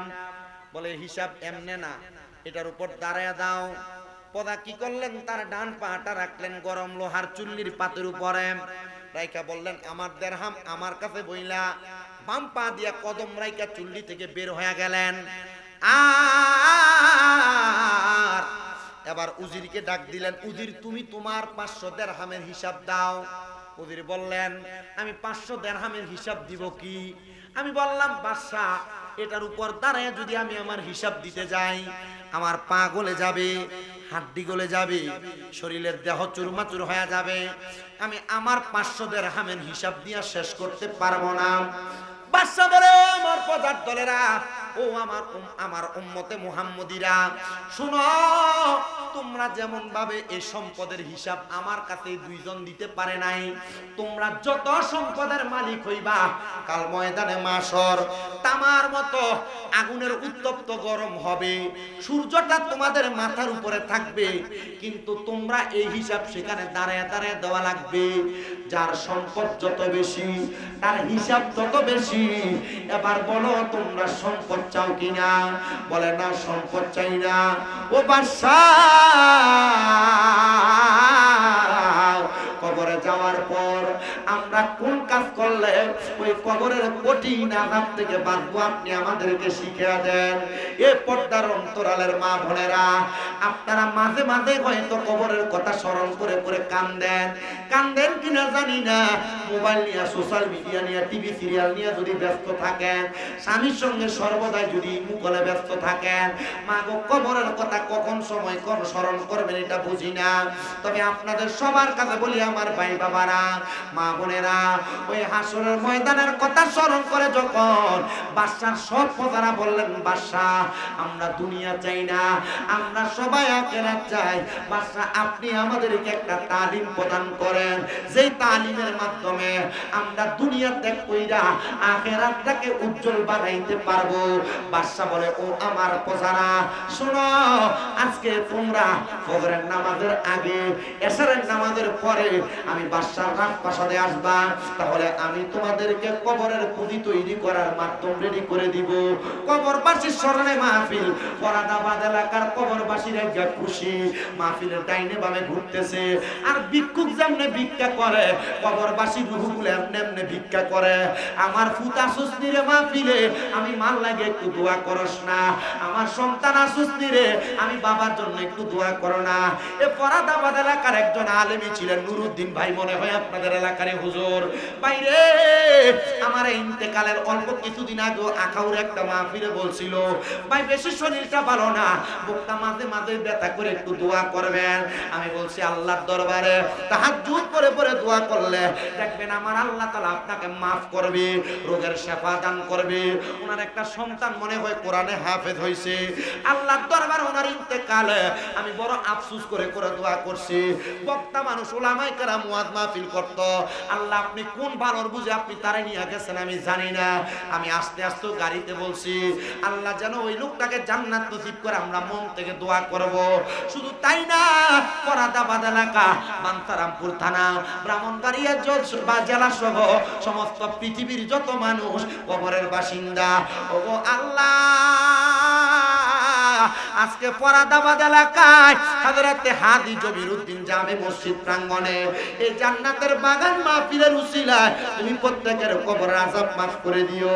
আমি জানতে চাই, চোখের পানি পালায়া পালায়া যদি কান্দি, আমার আল্লাহ তাআলা চাইলে আমাদের বংশের কবরের আযাব মাফ করতে পারে কি পারে না? আইরে বাদশার প্রধান সবাই রাজপ্রাসাদে চলে আসছে। রাজপ্রাসাদে আসার পরে বাদশা বলে, তোমরা আমার সঙ্গে 2 রাকাত নামাজ আদায় করো। নামাজে দাঁড়ায় গেলে সবাই নামাজ আদায় করে মুনাজাতে কান্না করতেছে। এই আমার প্রজারা, তোমরা চিন্তা করে দেখো, তোমাদের আঙ্গুলি দ্বারা বড় গুনাহ করেছো, হাত দ্বারা গুনাহ করেছো, চোখ দ্বারা গুনাহ করেছো, কান দ্বারা গুনাহ করেছো, নাক দ্বারা গুনাহ করেছো, মুখ দ্বারা গুনাহ করেছো, পা দ্বারা গুনাহ করেছো। আমার আল্লাহ তাআলা তোমার নাকের ডগার মধ্যে 2টা ফেরেশতা রাখছে, মুখের 2 ঠোঁটের মাঝখানে 2টা ফেরেশতা রাখছে, 2 চোখের মাঝখানে 2 পাপড়ির মধ্যে 4টা ফেরেশতা রাখছে। তোমার প্রত্যেক আঙ্গুলের মাথায় মাথায় আল্লাহ তাআলা এক একটা করে ফেরেশতা রাখছে। তোমার প্রত্যেকটা পায়ের আঙ্গুলের মাথায় মাথায় এক একটা করে ফেরেশতা রাখছে। তোমরা যদি মনে হয় তোমার গুনার কারণে তুমি বাইসা যাইবা, তোমরা আল্লাহর কাছে কান্নার দরকার নাই, রাজপ্রাসাদ থেকে বের হয়ে যাও। আর যদি মনে হয় আল্লাহ তাআলা তোমাদেরকে মাফ করবে না, তুমি স্বীকার করা লাগবে না। তোমার হাত বলে দিবে তোমার হাত দ্বারা আঙ্গুলি দ্বারা গুনাহ হয়েছে। তোমার চোখ বলে দিবে এই চোখ দ্বারা তুমি পুরুষ হয়ে পরনারীর দিকে তাকাইছো। এ মা, তোমার চোখ সাক্ষী দিবে তোমার স্বামী থাকার সত্ত্বেও তুমি তোমার চোখ দিয়ে পরপুরুষের দিকে তাকাইছো। এ মা, তোমার স্বামী তোমার হক আদায় করার পরেও তুমি অন্য কোন পুরুষের দিকে তাকাইছো। এ পুরুষ মানুষ, তোমার স্ত্রী তোমার সব হক আদায় করার পরেও তুমি অন্য কোন নারীর দিকে তাকাইছো। তোমার চোখ সাক্ষী দিবে, জবান দিয়ে মিথ্যা বলেছো, গালিগালাজ করেছো, তোমার জবান সাক্ষী দিবে। তোমার হাত দ্বারা মানুষের টাকা পয়সা জমি সম্পদ চুরি করেছো, হাতের আঙ্গুলিগুলা সাক্ষী দিবে। তোমার পা দ্বারা গুনার কাজ করার জন্য পা দিয়ে হাইটা হাইটা গিয়েছো, তোমার পা গুলা সাক্ষী দিবে। আর কবরের মধ্যে যাওয়ার পর এমন ভাবে কঠিন আযাবের সম্মুখীন তোমাকে করা হবে, বাঁচতে পারবা না, বাঁচতে পারবা না, বাঁচতে পারবা না।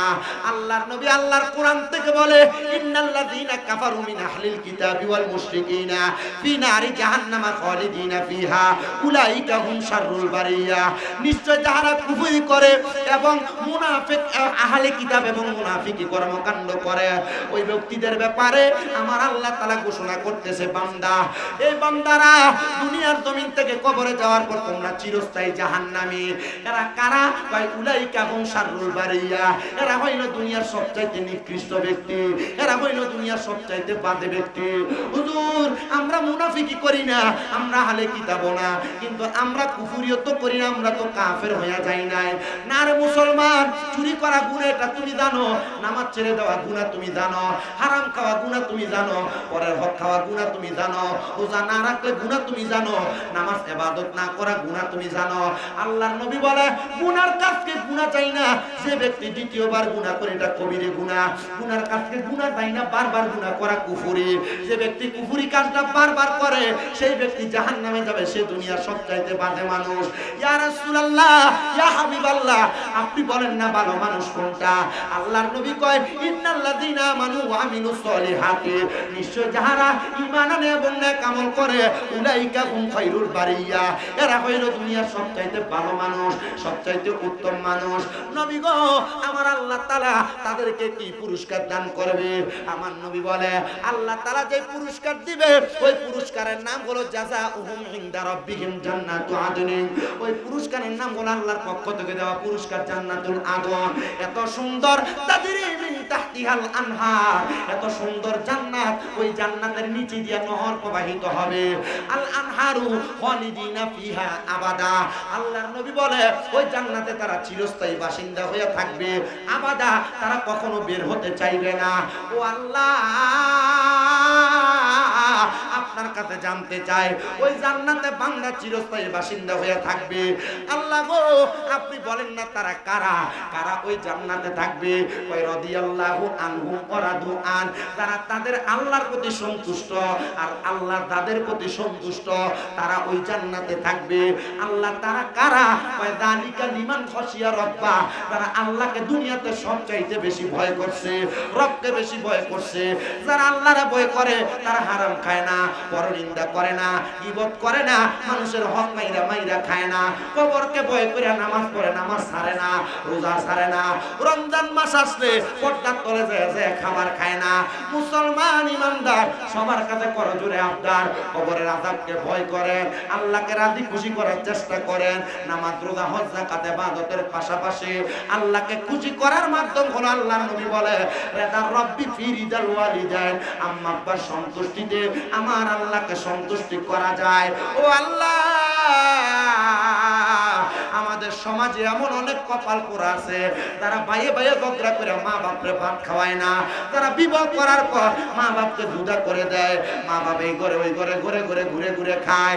এ সন্তানকেও যদি তোমরা তোমাদের মা বাপকে জুদা করে থাকো, আলাদা করে থাকো, দেরে ফরাদাবাদের সন্তান, মানসারামপুরের সন্তান, দে তোর পাও আমার সামনে দে, আমি আমার জিহ্বা দিয়া তোর পাও পরিষ্কার করে দিব। বলে হুজুর কারণ কি? কারণ মা বাবার মনে কষ্ট দিয়া, মা বাপরে ভাত না দিয়া, মা বাপরে ধমক দিয়া যত নামাজ পড়ো না কেন, এই নামাজ আল্লাহর কাছে কবুল হবে না। শামীম দাদা না, ব্রাহ্মণবাড়িয়া জেলার বড় হুজুরাই না ওয়াজ করাইবা, এই ওয়াজ দিয়ে কোনো লাভ হবে না। সন্তানের দল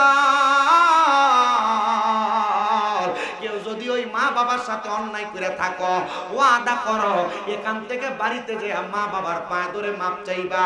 আমি জানি না তোমরা তোমাদের মা বাবার পা ধরে মাপ চাইবা কিনা, কিন্তু আল্লাহর নবী রাহমাতুল লিল আলামিন নবী আমার শিখিয়ে দেয় উম্মত, দুনিয়ার জমিনে মা বাপ মাফ না করলে স্বয়ং আমার আল্লাহ তোমাদেরকে মাফ করবে না। মা বাপ যদি তোমার প্রতি বেজার থাকে, আমার আল্লাহ তোমার প্রতি বেজার থাকবে। এই সন্তানের দলেরা, তোমরা তোমাদের মা বাবার কাছে মাপ চাইবা কিনা জানি না। আমি শামীম দাদা শুধু মাপ চাই নাই রে, মাপ চাই নাই, আমি আমার মা বাপের পায়ের মধ্যে চুমা দিছি। আপনাদের দোয়াতে কুমিল্লা শহরে আমার 6টা মাদ্রাসা চলে, পুরুষ মাদ্রাসা, মহিলা মাদ্রাসা, হেফজখানা, একাডেমিক বিভাগ। এই মাদ্রাসাগুলা আমার এলেমের বরকতে না, কুমিল্লা আলিয়া মাদ্রাসায় কামেল 2য় বর্ষে ফাইনাল পরীক্ষা দিয়ে দিব। ও বন্ধু, আমি আমার এলেমের জোর দিয়ে ওয়াজ করি না, আমি বুঝতে পারি আমার উস্তাদদের দোয়া, আমার মা বাবার দোয়ার বরকতে আমি ওয়াজ মাহফিলে এসে ওয়াজ করতেছি। আরে আজকের মাহফিল কবুল হবে কি হবে না এটার গ্যারান্টি কেউ দিতে পারবে না, তবে একটা গ্যারান্টি আমি দিয়া যায়, আগামী কালকে যদি দেখো এলাকার কোনো মুরব্বীরা দোকানে বৈশা বলে হ্যাঁ আমার সন্তান কোনোদিন আমার সঙ্গে কোনো অন্যায় করে নাই, তবু আমার সন্তান বাড়িতে যাইয়া শামীম দাদার ওয়াজ শোনার পরে আমার পায়ে ধরে মাপ চাইছে, মনে করবা মাহফিল কবুল হয়ে গেছে। কোনো মহিলা যদি একজন আরেকজনকে বলে হ্যাঁ শামীম দাদার ওয়াজ শুইনা আমার সন্তান আমার পায়ে ধরে মাপ চাইছে, মনে করবা ওয়াজ কবুল হয়ে গেছে। বলে হুজুর আমি আমার মা বাবার পা ধরে মাপ চামু দূরের কথা, আমি দুই যে মা বাবার পাশে সালামি করি না। এর সন্তান তুমি কেন সালাম করো না আমি জানি না। মা বাবার পায়ে ধরলে সন্তানের দাম কমে না, ইজ্জত কমে না, সম্মান কমে না। মা বাবার পায়ে চুমা দিলে আল্লাহর জান্নাতের চৌকাঠে চুমা দেওয়ার সওয়াব পাওয়া যায়। তোমার কি মনটা চায় না তুমি তোমার মা বাবার পায়ে চুমা দিতে? আল্লাহর নবী যখন মক্কা থেকে মদিনাতে হিজরত করে আসছেন, নবীর এক সাহাবী বলে ইয়া রাসূলুল্লাহ আর যদি কখন আপনি মক্কাতে ফিরে যান আপনার সাথী বানায়া আমি সাহাবীরা আপনার সাথে মক্কায় নিয়ে যায়েন। সাহাবী নিয়ে যাব, কিন্তু আমার নবীজি হিজরত করে আসার অল্প কিছুদিন পর মক্কাতে রওনা করেছে। এমন টাইমে ওই সাহাবী আমার নবীজির দরবারে আসে না। নবী যখন মক্কাতে চলে যায় রওনা করে, ওই সাহাবী দৌড়ে আমার নবীজির পেছন থেকে সামনে যায় দাঁড়ায়, ফিদাকা আবি ওয়া উম্মি ইয়া রাসূলুল্লাহ, নবী গো আমার মা বাবা আপনার কদমে কুরবান হোক। ইয়া রাসূলুল্লাহ আমি কি কোনো অন্যায় করেছি যে অন্যায়ের কারণে আপনি আপনার সাথী বানায়া আমারে মক্কায় নিয়ে যান না? আমার নবী বলেন সাহাবী তুমি কোনো অন্যায় করো নাই, তবে তোমার কাছে জানতে চাই তুমি কেন মক্কা যাইবা? ইয়া রাসূলুল্লাহ আমি নিয়ত করেছিলাম মক্কা বিজয় হলে আমি মক্কার চৌকাঠের মধ্যে চুমা দিব। আল্লাহর নবী বলেন তোমার বাড়িতে মা বাবা জীবিত আছে কিনা? বলে হ্যাঁ। বলে আমি নবীও জানি তুমি তোমার অসুস্থ মায়ের সেবায় আছো, এজন্য আমি নবী তোমাকে বললাম বাড়িতে যাইয়া অসুস্থ আম্মা জানের কদমে চুমা দিলে আল্লাহর জান্নাতের চৌকাঠে চুমা দেওয়ার সওয়াব পাইবা।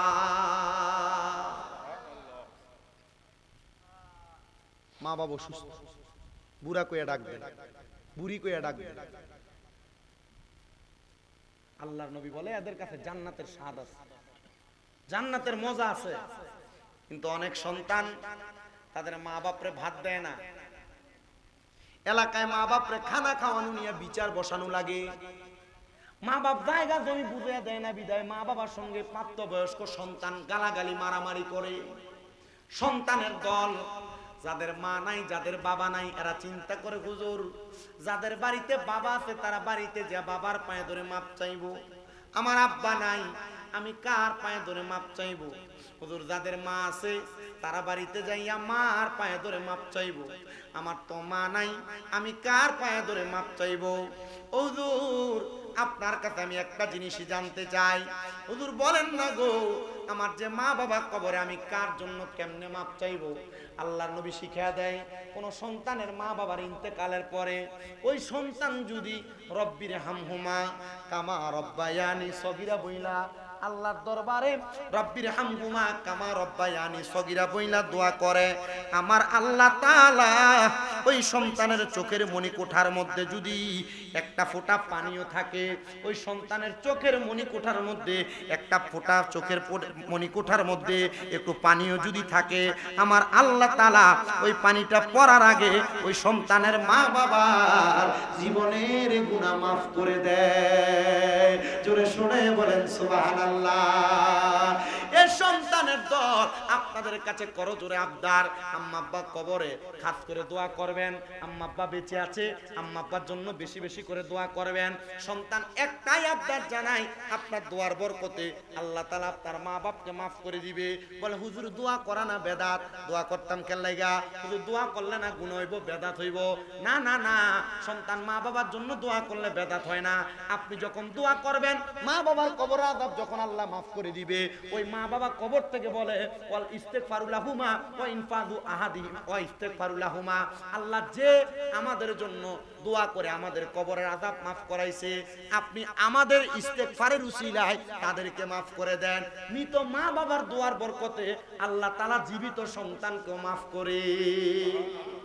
আব্বা মা বাপ বহু সম্পদ আপনারা দিয়া গেছে, টাকা পয়সা দন দৌলত জায়গা জমি সব দিয়া গেছে, সব আপনার আছে, কিন্তু মা বাপ এখন কবরে।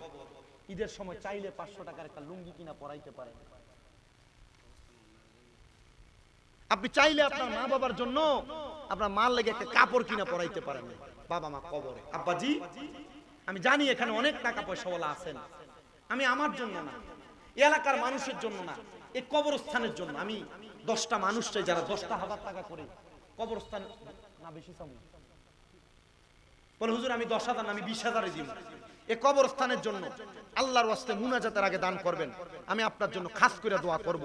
আমি কয়েকজন সন্তান চাই যারা তাদের মা বাবার জন্য দোয়া চাই। আমি 1.5 ঘন্টা 1 ঘন্টা 40-45 মিনিটের উপরে কথা বলতেছি, এই কথার মাঝখানে শেষ করে দেওয়ার আগ মুহূর্তে দোয়া করার আগে কয়েকজন চাই যারা হুজুর আমার মা কবরে, আরে বাবা মা বাবা যদি বাইচা থাকে মদিনা জানিও মাকে যদি গো তারা বেঁচে থাকে। নবী বলেন আমি সেবি নাই, সেবিতে পারি নাই, সেবিও আমার উম্মত, সেবিও আমার উম্মত। বাবার মুখেতে মায়ের মুখেতে যে তুলে দিবে খানা, রাজি থাকে রাব্বানা। নবী বলেন আমি করি নাই, করিতে পারি নাই, করিও আমার উম্মত, করিও আমার উম্মত। আল্লাহ কবুল করো, মঞ্জুর করো। জনাব মুহাম্মদ বাসি অন্তর শুধু মুখে না, জান্নাতের আশায় নয় হে রাসূল, জাহান্নাম কেউ ডরি না। তোমায় পাওয়ার আশায় মন ছুটে যায় মদিনায়। এই সুর যদি শুনে থাকো, একবার দেখা দাও না হে রাসূল, তোমায় ভালোবাসি অন্তরে শুধু মুখে না, জান্নাতের আশায় নয় হে রাসূল, জাহান্নাম কেউ ডরি না। আসেননি 7 নাম্বার, আল্লাহর 7টা জাহান্নামের আগুন থেকে বাঁচার জন্য। এই আমায় একটু দিদার দিতে হয়ে যাও রাজি, আমার দয়াল নবীজি, আমার মায়ার নবীজি, আমায় একটু দিদার দিতে হয়ে যাও রাজি। কে যাও তুমি মদিনাতে ও নৌকার মাঝি, যার কাছে যাইবা আমি তাহার খুঁজি, আমার দয়াল নবীজি, আমার মায়ার নবীজি, আমায় একটু দিদার দিতে হয়ে যাও রাজি, আমায় একটু দিদার দিতে হয়ে যাও রাজি। নবীর দিদার পাওয়ার আশায় 10 নম্বরে একজন মানুষ 5,000 টাকা দান করবেন। আসেননি? সময় দিলাম 2 মাস, 5 মাস পরে দেন, 1 বছর লাগাই দেন 5,000 টাকা আল্লাহর রাস্তায় এই কবরস্থানের জন্য। কে দিবেন? একজন আত্রা তুইলা করুন। নারে তাকবীর, 2 জন পাইছি। নারে রিসালাত। হ্যাঁ দোনোজনে তার সাহেব হুজুরের মুরিদ দেখছেন নি? মুর্শিদি বুলবুল আমার আওলাদে রাসূল, নুরানি পুতুল গো আমার মুর্শিদি বুলবুল। নাম কি? নাম লাগবে না, লাল দাড়িওয়ালাই বাবা জান লেখেন। আরেকজন স্বপন ভাই, মারহাবা। 11 জন পাইছি গাউসে পাকের মোহাব্বতে। পায়ে গেলাম কত? 11 নাম, 5,000 কইরা গাউসে পাকের একটা শান গাই। ওলিদার ওলি যিনি গাউসুল আজম জিলানী, ওলিদার ওলি যিনি গাউসুল আজম জিলানী, বাগদাদে জন্ম কুতুবে রাব্বানী। বললেন বাগদাদে জন্ম কুতুবে, বংশ তোমার হাসান হুসাইনি, তুমি হইলা মা ফাতেমার নয়নের মনি। দয়ার নজর দাও গো আমায় ও গো গাউসে সামদানি, বাগদাদে জন্ম কুতুবে রাব্বানি। আল্লাহ কবুল করেন, জোরে কোন আমিন। মারহাবা কোন। জনাব মোহাম্মদ মানিক মিয়া মা বাপ নাই, দোয়া চাইছে, মানিক মিয়া দান করে দিয়েছেন 2000 টাকা নগদ। ও আল্লাহ, তোমার বান্দা তোমার কাজের জন্য করে 2000 টাকা জমা। আল্লাহ তুমি কইরো তার মা বাবার আমিন। এরপরে আসেননি 2000 করে দেওয়ার মতো কয়েকজন মানুষ চাই, বলে হুজুর আমি দিব 2000 টাকা, আমার মা নাই দোয়া করেন, বাবা নাই দোয়া করেন, 1 মাসে 2 মাসে 3 মাসে 5 মাসে দিয়ে 2000 টাকা আল্লাহর রাস্তে কবর। মহিলার কাছে একটা খাতা কলম ফাটাইছিল, ফাটান। মহিলার কাছে 2টা খাতা কলম আর একটা লোক ফাটান না। মা বোন যারা শুনতেছেন, আম্মা আমি চাই আপনারও কবরবাসীদের জন্য দোয়া চান। 1000 টাকা করবেন, জোরে করলাম মারহাবা। দেখছেন নি একটু কইতাছি সভাপতি সাহেব, মনে কষ্ট নিয়েন না। এই এলাকার বেরিয়েতে জামাই থেকে টেহা নিলে টেহা শুধু খায় না, মাহফিলও দান করে। আল্লাহ কবুল করো, মঞ্জুর করো।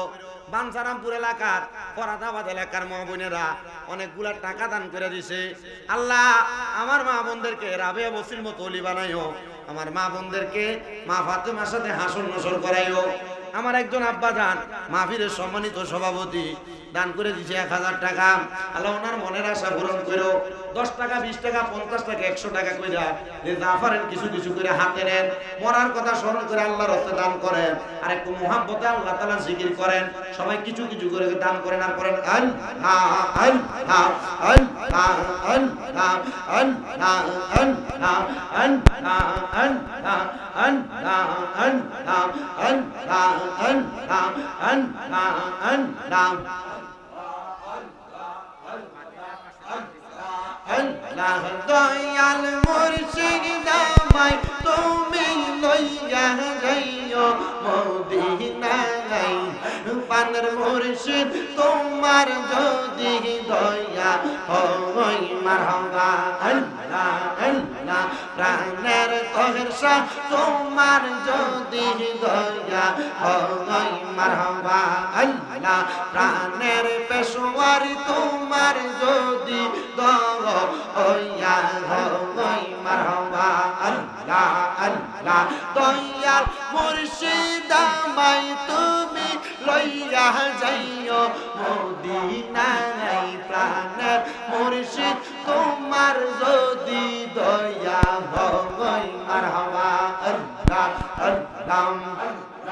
এই জগতে মুর্শিদ বিনে গো দয়াল আমি বড় একা মারহাবা আল্লাহ আল্লাহ। মুর্শিদ প্রেমে কান্দা কান্দা সোনার দেহ সাঙ্গায়। মুর্শিদ প্রেমে কান্দা কান্দা সোনার দেহ সাঙ্গায়। সকলেরই সকল আছে রে দয়া আমার কেহ নাই মারহাবা আল্লাহ আল্লাহ। এই জগতে আমরা একা গো মুর্শিদ আমরার কেহ নাই দয়াল। এই জগতে আমরা একা গো মুর্শিদ আমরার কেহ নাই। সারা জীবন রাখবানি তোমার চরণ সেবায়। সারা জীবন রাখবানি মুর্শিদ চরণ সেবায়। সকলেরই সকল আছে গো দয়া আমার কেহ নাই মারহাবা আল্লাহ আল্লাহ। মুশকিল কোষা কেমন দমন চিনিলাই না রে মন। মুশকিল কোষা কেমন দমন চিনিলাই না রে মন। যে চিনাছে সে পাইয়াছে ও মূল্য রতন ববে আর নাই রে দোন মারহাবা আল্লাহ আল্লাহ। হযরত আলী মা ফাতেমা হাসান হোসেন দোন। মাওলা আলীর নয়ন মনি হাসান হোসেন ভাই দুই জোয়ার ববে আর নাই রে দমন মারহাবা আল্লাহ আল্লাহ আল্লাহ আল্লাহ মুর্শিদ মুর্শিদ কইরাই আমার ঘুমাসে না নয়নে তহের শাহ সবের শাহ নামটা লইয়া ঘুমাসে না নয়নে আমার রে বলেইবা মুর্শিদ কলম নেই মারহাবা আল্লাহ আল্লাহ লা ইলাহা ইল্লাল্লাহু মুহাম্মাদুর রাসূলুল্লাহ সাল্লাল্লাহু আলাইহি ওয়াসাল্লাম। সবাই পড়ি আলহামদুলিল্লাহ। সবাই একবার সূরা ফাতিহা, তিনবার সূরা ইখলাস। রব্বানা যালামনা আনফুসানা ওয়া ইন লাম তাগফির লানা ওয়া তারহামনা লানাকুনান্না মিনাল খাসিরিন। মাবুদু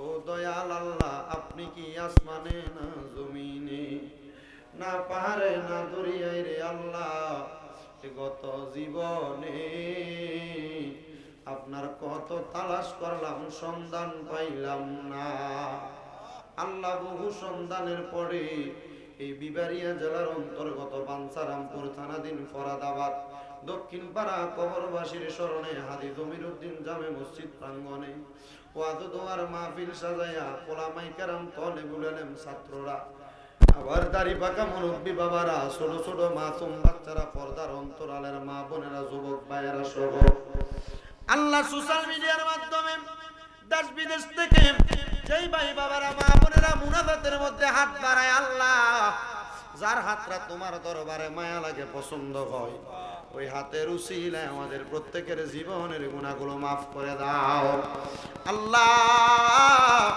আমাদের জীবনের গুনার দিকে তাকাইলে আমরার কাছে বড় ভয় লাগে আল্লাহ।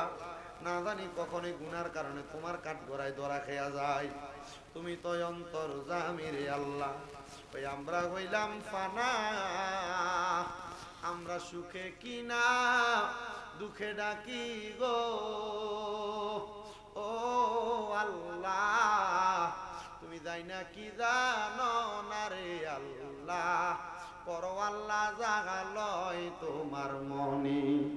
মাবুদু আজকের মুনাজাতে কে জানি হাত বাড়াইয়া দিছি, কার জানি জগতের মধ্যে বাবা নাই, যে বাবা রিক্সা চালাইয়া মাটি কাইটা মাথার গাম পায় পালাইয়া পরের বাড়িতে বদলার কাম কইরা সন্তানরে মানুষের মতো মানুষ করার জন্য আব্বা রক্তরে পানি বানাইছে, এমন আব্বা যাদের অন্ধকার কবরে রে আল্লাহ, আব্বার কবর জান্নাতের বাগান বানাইয়া দাও মাবুদু।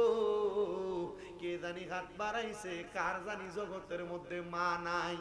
হায়রে মা, যেই মারে মা কুয়া ডাকলে কলিজার আগুন ঠান্ডা হইয়া যায়। যেই মা 10 মাস 10 দিন গর্ভে ধারণ কইরা সন্তানের প্রসব বেদনা সহ্য করতে মার বড় কষ্ট হইছে। মাঘ মাসের শীতের দিনে ডান পাশে বিছানার প্রস্রাব করে দিলে মা বাম পাশে শোয়াইছে, বাম পাশে প্রস্রাব করলে মা বিধা জায়গায় ঘুমায় সন্তানের শুকনা জায়গায় ঘুম লোয়াইছে। আল্লাহ এমন মাদার কবর দেশে রাইখো তোমার মায়ার নজরে, এমন মা বাবার কবরেতে আযাব তুমি দিও না, দুঃখের দরদি আমার জনম দুঃখী মা। আল্লাহ তাদের মা বাবা কবরে আম্মা আব্বার কবর জান্নাতের বাগান বানায়া দাও আল্লাহ। এই ফরাদাবাদ দক্ষিণ পাড়া কবরবাসী স্মরণের মাহফিলে তারা টাকা দিয়া, পয়সা দিয়া, শ্রম দিয়া, বুদ্ধি দিয়া, পরামর্শ দিয়া, মাইক দিয়া, লাইট দিয়া, প্যান্ডেল দিয়া, মিডিয়ার বাইরে সহ সম্মানিত শ্রোতা মণ্ডলী যারা উপস্থিত হয়েছে, পর্দার অন্তরালের আমার মা বোনেরা সহ আল্লাহ প্রত্যেকের দোয়াগুলা কবুল মঞ্জুর করে নাও। আমার একজন ভক্ত উত্তরার ইন্তেকাল করেছে সুফিয়া বেগম, আল্লাহ আমার ভক্তটারে তুমি মাফ কইরা কবরটারে জান্নাতের বাগান বানিয়ে দাও। আমার আরেকজন ভক্ত ফখরুদ্দিন সাহেব অসুস্থ, নিয়ে দোয়া চাইছে, আল্লাহ ওনাকে আপনি শেফা দান করে দেন আল্লাহ। বিশেষ করে অনেকেই দোয়া চাইছে, অনেকে প্রবাসী আছে, আল্লাহ আমার প্রবাসীদের খাস দোয়াগুলা কবুল করো, প্রবাসীদের কামাই রুজিতে বরকত দাও, অনেক প্রবাসীদের আকামা নাই আকামার ব্যবস্থা করে দাও, অনেক প্রবাসীদের কাজ নাই কাজের ব্যবস্থা করে দাও। আল্লাহ প্রবাসীদের হায়াতে রিজিকে বরকত দাও।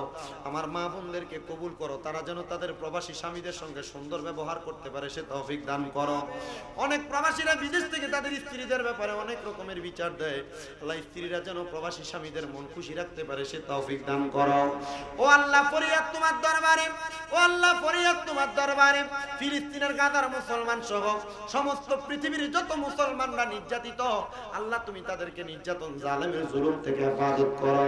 এই সোনার বাংলাদেশের উপর তোমার খাস রহমত বরকত দান করে দাও।